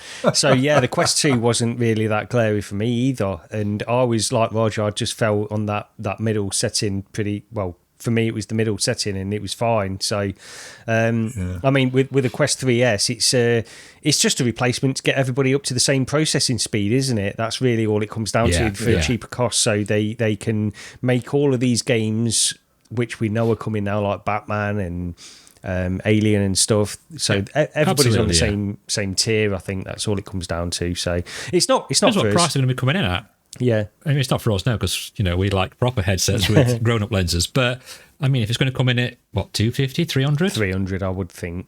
You think it's going to be 300? I think it will be the same price as the original Quest 2, which was $299. So I expect it to be that. If it's cheaper than that, that would be great. But I don't think. Because it's also got the pass-through, the colour pass-through. The thing is, it's what could they take out the Quest 3 to make it a cheaper device? And if they're just it's the lenses. And if they... Yeah, that's all it is. That's what it seems like. Yeah, it's the form factor, the lenses, and a single display, of course. They're going back down to that single display. That's the big one. Yeah. I'm proper surprised that they've actually put the current... the current touch controllers in there. I was convinced that you'd end up with the old Quest 2 style controllers, but they're doing the current ones. But it's also got infrared emitters on the front as well. Yeah, which is like, wow. Well. I bet that would have helped my tracking problems in the early days of Quest 3. Yeah, that's true. Yeah. I wonder. We're trying some features for Quest 4 in this one as well. Maybe I'm a bit too harsh on it. Well, I wonder if with the controllers. I'm not, by the way. I wonder if they're cheaper to replace, like they're cheaper to produce the new controllers, the Quest 3 controllers, than they are the original rings or some. Well, it's like why bother making having two production lines for different controllers when you can just have one? Yeah. I think, to be honest, I mean, I'm quite positive on the 3S because I do think it's a good idea to get more people in. I understand, like, if your IPD doesn't fit in, especially with Fresnel lenses, if it doesn't fit a line perfectly, then it can cause some problems. I hate it. Like, if I set the IPD incorrectly on my Valve Index or something like that, it was really bad. Even on the Quest 2, I'd go to the larger IPD to try it out, and it's horrible. It really is bad with those Fresnel lenses. So I can understand if you don't fit perfectly. And that's the other advantage, like you were saying, Lee, with the Quest 3, you've got these pancake lenses where it doesn't even matter as much, even if you've got it like dialed in perfectly or anything, because the pancake lenses are clear all the way, to most of the edge as well. So, but they've got to cut corners somewhere, so it makes sense, really. I'm just worried that, Boz Wormtongue is going to say, for Quest 4, we've sold like 5 times as many Quest 3S's. Why don't we put those lenses in? No, they won't. That's not going to happen. No, I'm just sat here thinking I really should have got the the BJs for $100. That's inflation for you. Cut that bit in. But yeah, MetaConnect 2024 is September the 25th to the 26th. Yeah. So we might get some more information there anyway. It's allegedly supposed to... Is it supposed to be the same panel as the Quest 2? The same LCD panel? Because it's the same dimensions, right? Yeah, I think so. For the lenses. So this is what I mean. Is it, if it's going to be the same panel... The resolution is slightly less, isn't it, than the Quest 3? So it might be back... Yeah, I think it is back down to the Quest 2 resolution from what... Yeah, it is, yeah. I'm sure it's the Quest 2 res. Or is it somewhere in between? I don't know. I thought it was a little bit lower, but I didn't think it was as... I can't remember what Quest 2 resolution was. Yeah. It was 1920 vertical, wasn't it? Something like that. I should have brought all this up. It might have been. So Quest 2... I have to Google this and tell you all this. Quest 2 is 1832 by 1920 per eye, and... it probably is the same then, because I was thinking it was something in the 1900s vertically for the Quest 3S. Yeah, I think that's what... So, yeah. I'm just not sure if it's the same panel with those amazing blacks. Maybe I'm being downbeat on it again. I think it will be. Hopefully I think it will be that. Thing is, I think that's going to be the downside, isn't it? You're just not going to get as good a panel. You're going to get those bad lenses, and that's the sacrifice, while also being able to play all the latest games. So I still think for $299, if they sell it for $299 like the original Quest, that was like the experiment, see how many people would get into it, and it sold really well. So I don't see why the Quest 3S wouldn't. I think it will sell. The mums will be buying. They're not. If there's two options and you're buying your kids something for Christmas, you're not going to spend £450 on something that they may just wear a few times and then never play again. You go for the cheaper option and to play Gorilla Tag, really. Imagine if we could get it down to like $250 though. I think $250, $249, it'd just be... I mean, it'd be bonkers. I don't think they would do that. We don't know what sort of memory storage capacity it's going to have, do we? That's the thing. But so it's like, it can't be like lower than 128. Surely it's not. No, I'd say that's a minimum. I don't think it'll be lower than that, but I think even 128 now would be a bad idea for any Quest headset. Stuff's taking too much storage. Yeah. It's not as if this is a lesser thing when it comes to sort of like what games it can run, because it's the same chipset, isn't it? Yeah. So. It needs to be 256 minimum, I think, but I could see them trying to cut corners and go for 128. But how much are they saving? Like for that? Yeah, they're not saving hardly anything really. It's we'll see. If they do it to 299 with 256, perfect. Then I'd be for that. Sell, yeah, for somebody getting in. Yeah, definitely. We don't know how big Alien Game's going to be, or. Like you say, how big the others? I mean, what's Asgard right? 60 gig, something daft like we said. Yeah, I don't know exactly, but it's a lot. Yeah, it's one of the most, isn't it? Yeah. Yeah. I'm speaking about headsets. I tried the Apple Vision Pro. I think. Have you guys managed to try it yet? And this isn't a flex, by the way. No, not yet. I will do though at some point. Okay, so when I went to WASD, where did I go? April, something like that. So I think I mentioned on the last podcast. Come and get your. Anything want signing, get it done now before I start charging for it. So I went there, but John Hibbins was there, who is the top man who's in charge of SciTech Games. Do you want me to tell you my absolute foot in mouth moment with him? Shall I tell you that first? Go on. Right, I was sat with him, we were talking about when he first started the company and things like that, and he was interested in the podcast.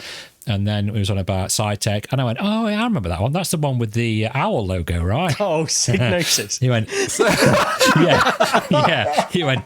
He just looked at me with deadpan face and went, "You mean Signosis?" And I went, "Yeah, it is, isn't it?" Yeah. Oh, right. And then the kind of conversation drifted off. But yeah, so I kind of put my foot in it with that. But it was kind enough to kind of let us all have a go. I think me, PD, Power on VR, Snowtoad, we all had a quick, I had like 5, maybe 10 minutes. If you've done any research or had a look at the videos on YouTube, I basically looked at the one where the dinosaur comes out of the screen at you.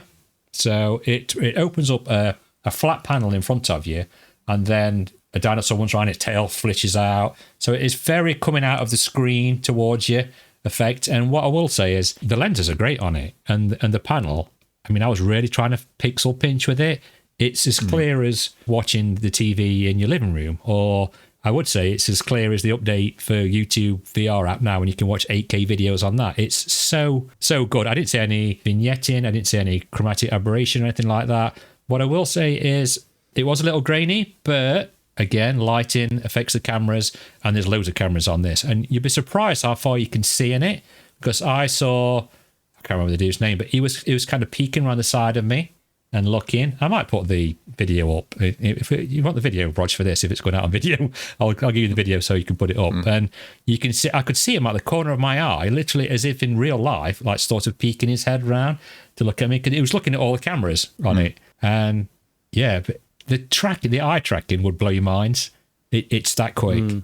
It's you're going about the tracking, like the eye tracking in the PSVR2, where you're looking around when you're first setting it up, is great. And when you're all looking around, you can't see any difference, right? But this is instant. It brings up the apps in front of you, and I can look at the top left corner and flick my eyes instantly to the bottom right, and it will be lit up ready for me to pinch my fingers to click it. And that takes some getting used to, trust me. BD first loaded it up. He was clicking round, but he was clicking as if where the points were. Oh, yeah. To click, to set up the face eye tracking when you first go into it. But yeah, I had a quick look at that, and then I had a minute or so looking at the Kung Fu Panda trailer, and John says he watches movies in it all the time. And it wasn't uncomfortable. Like I said, I only had on for 10 minutes. It gave me a little bit of original Quest vibe to it, the feeling and the weight of the front. It wasn't as heavy as I thought. It's a lot smaller than what you think in real life. Yeah, I wasn't like absolutely blown away by it, because I don't think, I mean, this is just me, can watch everybody laugh in the comments. The Quest 3 is that much of a difference, but I've not used it for productivity or anything like that, what it's really designed for. I just wanted to see what things look like movie-wise. What about the environments it gave me were so great. You said the pass-through a little bit grainy. How would you say it compares to the Quest 3, though? If like with the latest, very similar. Yeah, it's clearer. I mean, everybody looked a lot clearer. It had that grain, but it was in a very not very well lit room at the time. I think if you've got a couple of spotlights on you, or you've got some a really good lighting environment, like where they demo these Apple stores and that, I can imagine it to be absolutely crystal clear. Yeah. And there was no warping on my hands. The pinches and the cameras, the eye tracking is something that obviously Mark's took notice of, and that's why we're getting all these improvements coming through to the Quest at the moment. He's trying to get it as close to that for $3 cheaper. And he's not doing a bad job of it, to be fair. No, that seems, I mean, that's one of the good things with Meta and the Quest 3. They do a lot of updates, and it's clear to see. I don't know if you saw the interview with Zuckerberg just before the Quest Pro was released, like a couple of years ago.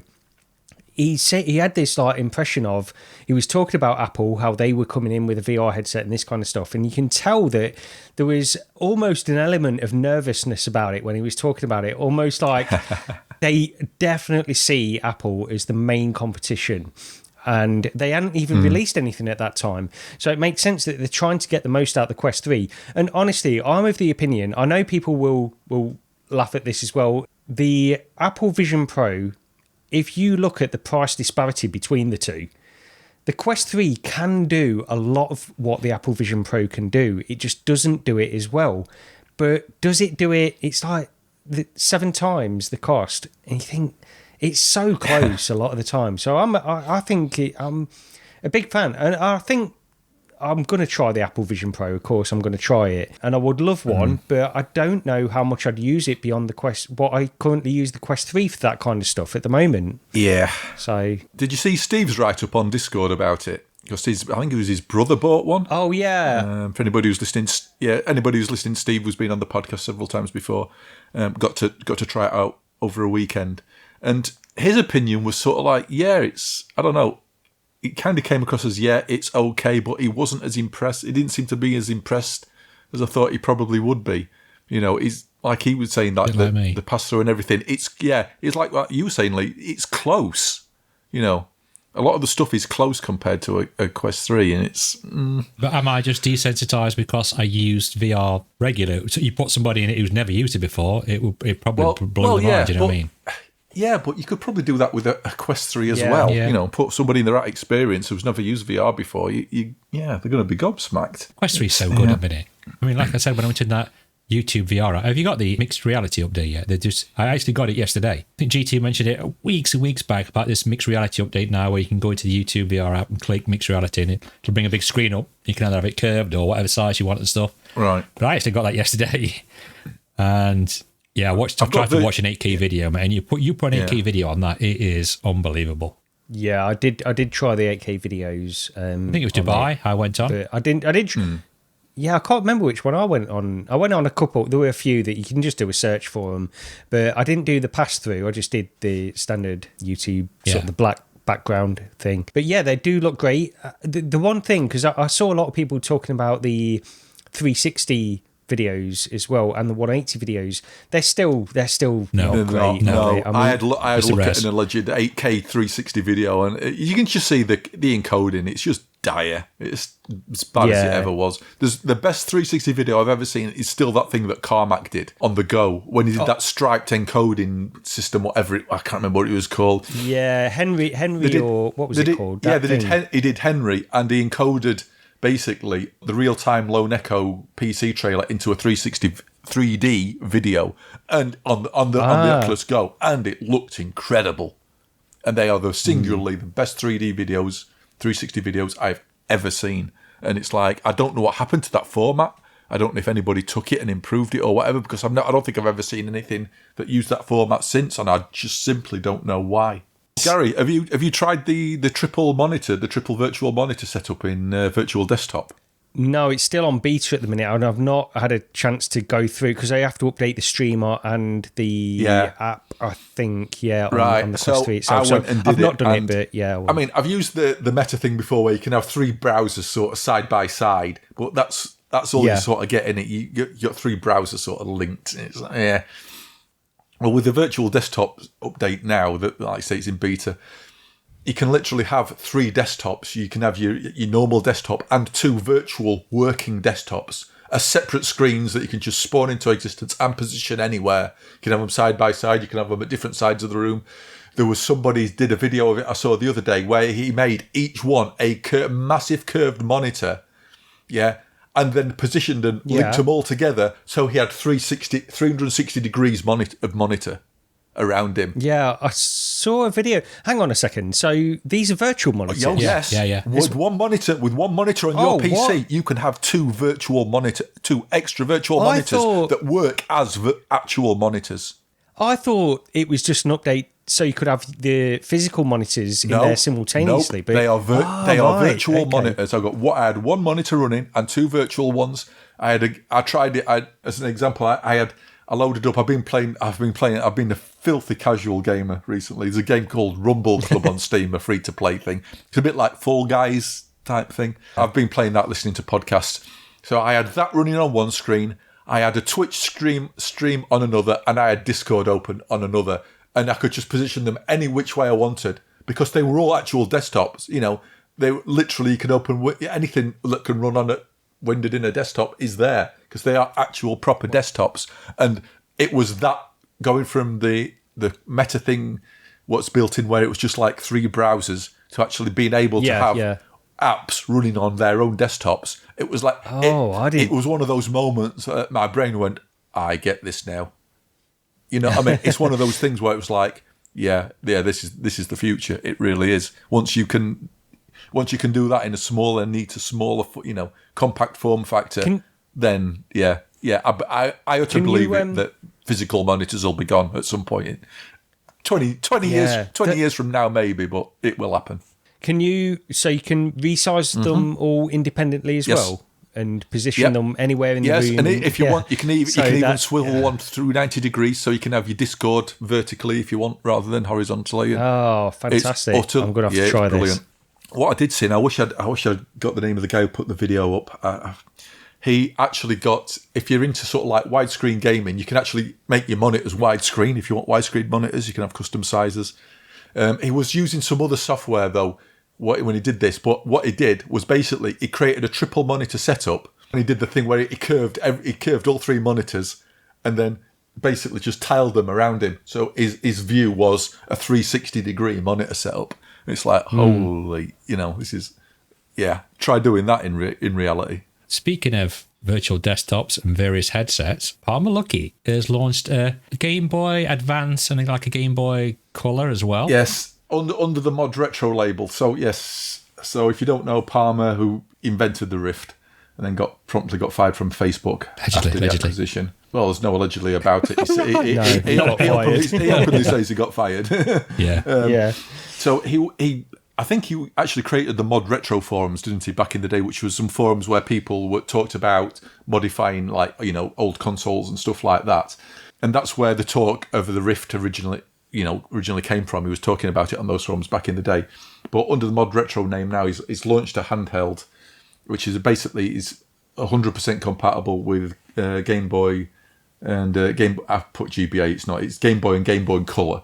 So this thing is like, I think it's like 158 quid or something, but it's the materials and everything that's gone into it. Like he says, it's like he literally says they've made crazy engineering decisions. It's like a no compromise Game Boy, from the materials that's used for the case.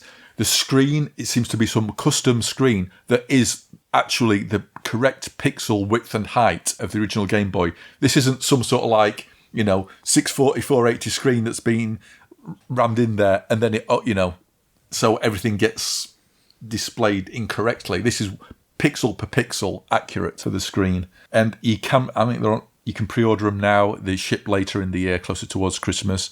So it runs all the old Game Boy and Game Boy Color stuff, and they're actually releasing cartridges as well for new titles. So I don't know who's writing those. It comes with a copy of Tetris, so they've licensed that. And yeah, it's not a cheap thing, but it's a quality thing from the sound of it. I've not got any nostalgia for the Game Boy though, because I never had a Game Boy or Game Boy Color. I jumped in on the Game Boy Advance. So yeah, I didn't even jump into that. I didn't. The only handheld I had back then was the Game Gear. That's the only one I had. So I had to be plugged in to use that, really, because the batteries. Yeah. Oh dear. I had a Lynx. I had an Atari Lynx. So yeah, he's gone on the old retro route doing that. Talking retro as well, Cymatic Bruce, who was possibly one of the OG, if not the OG, sort of VR Twitch streamer back in the DK1 days, who had the DK1 while the rest of us were waiting for hours to turn up. He went on to work for, I think he was one of like the first employees of Altspace VR, and I think he co-founded the SVVR meetup as well. And then he's recently been working for content release at Meta. He's just left there, and he's gone retro as well. He's set up his own gaming shop, gaming store, where you can play board games and old retro arcade games and fighting games and stuff like that. Yeah, so he's gone retro as well. So there's something in the water. Everyone's going retro. Yeah, that's it. I was just going to say, Palmer is also, it seems to be working on the VR headset as well, apparently. Because I think it was Rad put out a tweet, didn't he, saying, even Palmer would rather do a retro console than a VR headset. Probably followed up by Palmer going, I'm working on a VR headset. It will be announced at the AWE this year. Which is only a couple of weeks away, I think. But, I mean, it's like, hold the enthusiasm in, because it's like, is this going to be a commercial thing or not? We don't know. It might not, it might not be, but it's like, it's... Oh, man, I hope it's brought Oculus name back. Will this be, so quick prediction, speculation, what do you reckon? Standalone or PC VR? PC. Yeah, if it was doing, if it's a commercial headset he's working on, I'd say PC. Yeah, I think because he's aiming more for... He wants to aim for the high end, I think, a little bit with certain things, and I think he will definitely go for PC. You can't really compete. You can't really compete against Meta in terms of standalone. No. I think he'd want to go for the high end. Just look at that Game Boy. It's like it's not a cheap thing. You can buy a cheap Game Boy handheld emulator for a lot less than this thing. But this has been, this is a quality produced product by all accounts. So. I think he'd go for PC, but then again, it might not be a commercial thing. It might be, it might be his second headset that if you die in VR, it kills you. Oh, that brings on to another thing. You just reminded me of them, Rog. What was the Ready Player One thing that's supposed to be coming out? Some sort of web browser, but it's like the Ready Player One universe. Now, I've totally forgot to put anything about this down or have any information about it other than what I've just said. Or what it's called? Was it called Open something or? Or am I making that up? It sounded like another sort of like, in quotes, metaverse. Yeah. Thing. It's another VR chat or Altspace or anything like that. I think what they're doing, it sounds like they are licensing IPs and creating worlds based on those IPs. But Ready Player One is the one they've got in their publicity and the photographs and everything like that. So it seems like it could be, well, I don't know, a good marketing tool, shall we say, for... Well, I think that's a great idea. For films and stuff like that. I mean, look at Sansar, how good that is, the Ready Player One stuff in that. I've just got to say, that was a great experience. The Ready Player One experience in Sansar back in the day. Got rid of the trailer where I ran into PD for the very first time. This is why we're on the podcast, because as fate would have it, PD did a video where Roger just happened to be walking around in the same room as what PD was and got chatted, and then we met Rog at the Retro Computer Museum. As PD said, I'm meeting a fan, and and Gary was coming because Rog knew Gary, so that's where we all met. So there you go, little backstory. Was that the garage thing? The one in H's workshop where you could actually walk all the way. Yeah, that's it. It literally, it was the workshop you saw in the movie, and probably more of it besides. You had the Iron Giant. It had like a Cylon Raider from the original Battlestar. You could go right to the end. It was so good. And as far as I'm aware, you can still go in there. The only thing is, when you go into H's room, the trailer for the film wasn't playing no more.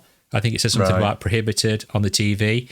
Which I've got, if I'm not like dropping a video link or anything, but if you want to go check my channel out, I did do a video of it, and you can sort of hear it in the background. I had to be very careful because it was playing a hard take on me on a continuous loop, just to get any copyright. But it's such a fantastic experience, and you can click on a few things as well. And it's the actor who played H. It's her voice doing like the voiceover talk, explaining things about it. And I just thought, what a fantastic idea this is. Not only for Ready Player One, because it's such a big favourite film of mine, but for any films to have that sort of experience in 3D that you could go in.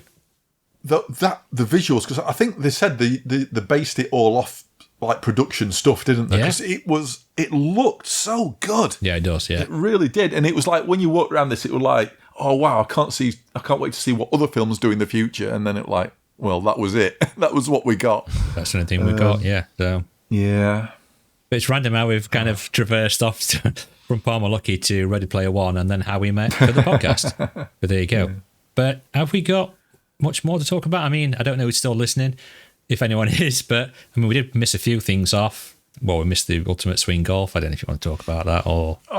There's. I mean, I'll briefly mention it. That came out, didn't it? It's basically Everybody's Golf, but for Quest 3. It's the same developers. It seems very much like the original PSVR 1 Everybody's Golf game, except some of the practice ranges are missing, but they've put multiplayer in. I've not played it very much. All I can say is I liked what I played. I thought it was the clubs were a bit too sensitive. You didn't have to do a massive swing to get a lot of power. Like, you'd be off in the rough next to the green, and the caddy would be saying, give it a real whack. But if you did that, you'd be off back down the fairway again. So it felt a bit overpowered in that way. But I liked it. But I would say I've not played it enough to give it a proper... Yeah, I wasn't a fan. I wasn't keen of the whole anime thing. I'm not a massive fan of that. In fact, I'd like a feature where I could turn her off and make her get out of my way, because she was just annoying me after a few shots. And I think you could only do like 3 shots, go back. That whole thing of doing a couple of shots, going back into the beginning of the game and speaking to the receptionist, then doing a few more shots and coming back and speaking to her and stuff. And I think it does take some unlocking. You unlock things as you go on, don't you? There is a sort of a bit of a tutorial at the beginning to get through. Yeah, you need to get through that really before you sort of go into everything. There's a mixed reality mode as well, where in your living room you can put a hole down in one place and then you can walk away as far as you can. And then you get like 5 shots at trying to do a long putt in as much as your room will allow you anyway. And there's high score tables against your friends for that sort of thing, for the longest putts and the highest scores and that sort of stuff. But yeah, I will be going back into it. I thought it's one of those things, I thought this could actually make a nice sort of change from Walkabout mini golf, because I did think it worked. It did work pretty well from what I saw. But Walkabout money golf. In fact, I've got to stop ripping into them. Thank you very much to them for showing me on their Instagram. Since then, I've just totally ripped into them for charging money for avatars that you'll never see yourself, and then actually putting the money up, or putting the packs up. The $2.99 packs are going up to $3.99, right? Yeah. According to Walkabout Mini Golf, this is for clarity. But to be fair, look, it's half the price. It's the price of a cappuccino. It's neither here nor there. I don't begrudge them putting the prices up of the old packs from $2.99 to $3.99. No, not at all. Especially when they've been going back and sort of making changes to some of the original ones, haven't they? So yeah. I don't begrudge them that at all. But when you say it's for clarity, It's like, oh, come on. I know. There's no what clarity. The only clarity is that somebody getting it who would not bought an earlier one will now be thinking, oh, I could have got that cheaper, even though it's only a quid. Look, but yeah, fine, do it. It's worth the money, but yeah, don't make an excuse for it. They're worth the money, and also I think we've mentioned several times when we've been playing it, like $2.99 for this. It's an absolute bargain. They should put the prices up. £5 quid for it. Yeah, sorry. Yeah, if I say $3.99, that's dollars, isn't it? Yeah, it's $3.99. dollars. That's dollars. $2.99 in pounds. Yeah. One thing I should mention, we've got down there, if we've still got the time, is the Globular Cluster Quest 3 interface. Now, I was a massive fan of the CMP2 mod for PSVR2, which I bought, and I still I thoroughly recommend it. It transforms the comfort of the PSVR2 headset. Well, the same company have done a Quest 3 interface. I'll start at the beginning. I was sent a message on Discord from John from Globular Cluster saying, would you like one of these interfaces to try? So for the Quest 3. So I said, yes, please. So take that into account. I did receive this for free. What I will say is I was sent this with absolutely zero requests for doing anything with it. He didn't ask for feedback. He didn't ask for it to be covered on the podcast. He didn't ask for anything. I know he's aware that we did. I was a fan and I did cover the CMP2 mod before. So yes, I suppose he's hoping that I'll cover this one. It was sent for free, but with didn't ask for anything out of it. It's good, but there are some buts. So people are still asking on forums and on Discord about Quest 3 interfaces, because I don't think there's been the definitive one yet. VR Cover have just dropped the ball on this entirely. Is it the AMVR one? No, or is it the Kiwi? No, Kiwi. Is it Kiwi? No, AMVR's got one out. Is it the AMVR one? Yeah. I can't remember. I want to get the name back. I'm sure you've got the AMVR one. Because they always seem to be not fully padded enough, and you put an extra pad on it or something. Did you tell me that? Yeah. Or was that the Globular Cluster? Sorry. Oh, it's the Kiwi. It's the Kiwi battery strap I've got, isn't it? Which I like. I do like that. Yeah. So it's the AMVR facial interface, and the padding on that is dire. It's trash. I had to take that off and put an old VR cover Velcro interface onto that, which it fit on there fine, and that made it usable. But you shouldn't have to be modding an interface. Modding the mod with an old one. Modding the mod with an old one. With an old mod. Yeah. So the Globular Cluster one, it's a bit different in the fact you take your old interface off, you put like a low profile surround clips onto your Quest 3. It's got magnets on it. Yeah. So then each of the three different interfaces that come with it, which is your standard, what this all seems to be doing now, you get a pleather one, you get the ice cool one, whatever you want to call it, the cooling pad, and then you get a sort of more normal fabric pad as well. And like with any other interface, what you normally get is like the plastic surround would clip on, and then you just Velcro on your interface of choice. What you get with this one is the three different interfaces, because you've put like this attachment on already with the magnets. Each of the other three interfaces which you can choose from have also got like the plastic or rubber section on there as well, with magnets or metal on it, so it'll attach. So you can basically swap interfaces out in an instant. That's brilliant. That if you're sharing your Quest 3 with somebody and the other person doesn't like the interface you use, you can it's literally 2 seconds off on. You've swapped the interface in an instant. That's very good. For spacing the interface, what you get is again, it's all magnetically done, are some plastic spacers that go in between the initial interface and the actual interface part that rests against your face. So yeah, you get like a spacer thing, like with the was it Quest 2? Quest 2, you had like the plastic insert. For the glasses, yeah. The glasses. Yeah, that's right. It's kind of like that, but magnetically attached again, and you get 2 or 3 of those, I think.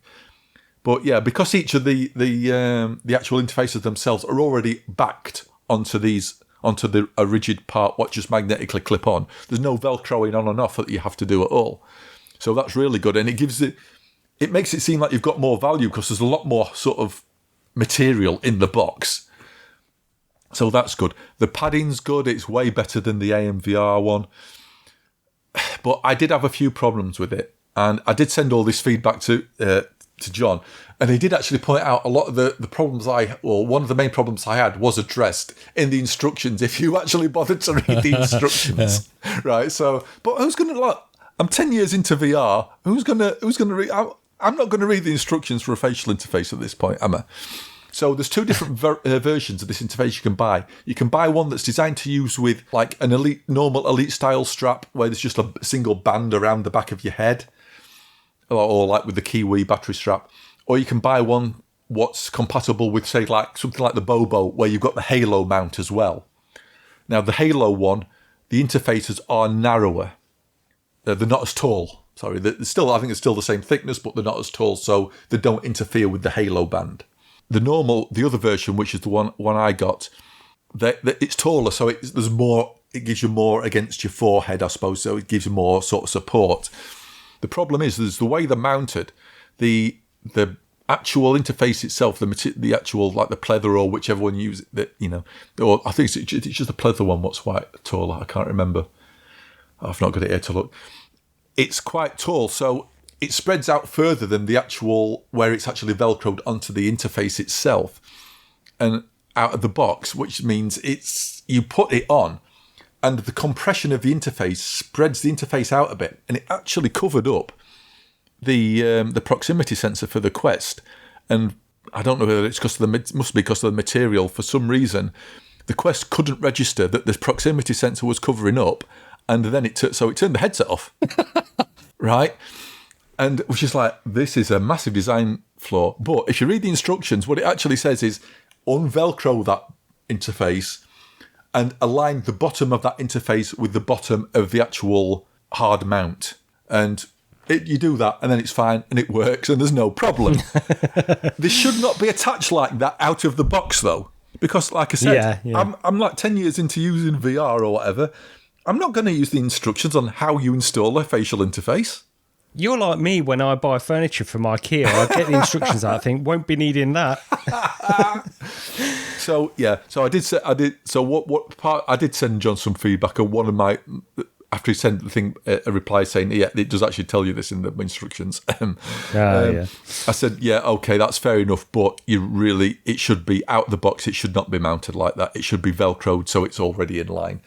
What I would say, if you do buy one of these, I'd probably just go for the narrow one into go for the Halo compatible one, because then you're not going to have that problem, because the interface isn't that large enough that it's going to be spreading out and blocking the sensor. And if you swap to a Halo interface in the future, it will work with it. The Halo compatible ones, I think the bands are just like a normal, they're probably about the width of a normal, or the height of a normal VR cover interface. It's that sort of thing. It's just with this other alternate version, it's quite tall. The other main problem I had was my nose. Now I apparently have a large head compared to a lot of people, and I know I do, because whenever I give my headset to anybody else to try, I have to tighten everything up. I've loosened everything off massively for my head. Or to put it another way, if you gave me a baseball cap, like the baseball caps with the plastic snap things on the back, I would have to put it on the very last one, and even then it probably wouldn't fit on my head. Bloody hell. Yeah. You must have a massive... When I've seen you in person, it don't look that big, but... No, I have not got an... I think the thing... It's got... I mean, I'm 6'6", so I am tall. So there's something... But I'm skinny. But I think my underlying structure somewhere makes me... I've got a large circumference on my I've got a large head apparently. There you go. The upshot of this is my nose must be slightly larger as well, which meant the cutout for your nose gap was ever so slightly resting and pressing on my nose, ever so slightly. Not uncomfortably, but it was something that doesn't happen with other interfaces. I sent that info back as well. Apparently he's looking at, because you get basically 3 plastic interfaces, what the fabrics are already mounted onto. You get 3 of those in the box. It looks like he might be actually trying to modify at least one of those in the future, so you get a larger nose gap in one of those, which would be brilliant for me. I have given this to a couple of friends to try as well, and neither of them had the problem with the nose that I did. So I think it's just the fact I'm, larger head, slightly more, I don't know, wider nose, whatever. Sounds like If you've Mr. got a large Potato head, Head. it might be if you've got a large head, it might be an issue. But if you haven't, it probably wouldn't. But it probably won't be. These things, it does seem to be producing them in limited amounts. If you go to the Google Globular cluster, go to the website, you can put your name down for when the next batches are coming out if you want to try one of these. So for me personally, it's almost there, but not quite. If you can make the adjustment with the nose gap, then I think that's it for me. That's the one. That's the one for me. For most other people, it might already be the interface to use. Like I say, I'd go for the Halo compatible one, so you've just got the not so tall facial interface. Yeah, not bad. Not bad at all. It just That's needs got to be a few worth tweaks. 2 more of those being sent out, right, Gary? Yeah, would have thought so, at least, look, yeah. The thing is, the customer service from Globular Cluster is absolutely brilliant. With the PSVR2 one, with the CMP2 mod, a lot of people didn't like the way the back part rested. I never had a problem with it, but they wanted it adjustable or wanted to be able to move it slightly further up on your head. Yeah. So they made an adjustment to it and then promptly sent out. I didn't even ask for a replacement, but I got one through the letterbox anyway. The replacement back pad. About a week or 2 after I got this one sent through, the Quest 3 one, I got a package with a replacement pleather facial interface because I can't remember what the note said. Some people had questioned something or mentioned something, and so there was an apology saying, "Oh, here's a replacement for those people having a problem." And again, didn't ask for it. And I mean, I got this one sent for free anyway. But like with the PSVR2 one, I bought it myself, and I still got the replacement part sent out without asking for it. He seems to listen to people who use the products. I don't know if this is actually a company or just a one-man, or a very small operation. The only person I've seen on there is John on the Globular Cluster Discord. He listens to the things that people have to say, and he modifies the product based on it, and then sends out the replacement parts for nothing. Yeah, that's really good. So if you want to give it a try, I would thoroughly recommend it if you want in a replacement Quest 3 interface, because the choices at the minute are really not good. I absolutely wouldn't recommend the AMVR one at all. It's especially because you've got to you've got to basically put a better pad on it, because the ones that come with it are crap. So have a look into it if you're interested in a Quest 3 interface, or go to the Discord and see what other people are saying about it anyway. When he sent it to me, he did describe it as a prototype, although, he is selling it on the actual website. Yeah. Okay. Anything else? No, that's pretty much it I'm for shattered. me, I think. I'm knackered. I'm absolutely shattered. I mean, we'll have to snip a little bit out. Well, you don't hear why, but we'll have to snip a little bit out. And we'll be Captain back. Slack Bladder. Yeah, everybody going to the toilet. We'll be back when we've got some more news, I guess. Yeah, just to clarify as well on what we're doing with the podcast. I don't know if we made it clear last time, but basically we're just doing it a little bit more casual now. So we're just doing a podcast whenever there's enough for us to talk about when we can all get together and when we want to do it. So it's not on a regular basis anymore. But we enjoyed, getting together every now and again and just having a chat about VR. So that's what we're going to do. We're going to be a bit more casual about it. Yeah, or look out for Gary when he sneaks off onto Sebastian's podcast. Yes, yeah, traitor. Yeah, catch Gary on his regular podcast over at Sebastian's. And no joking, mate.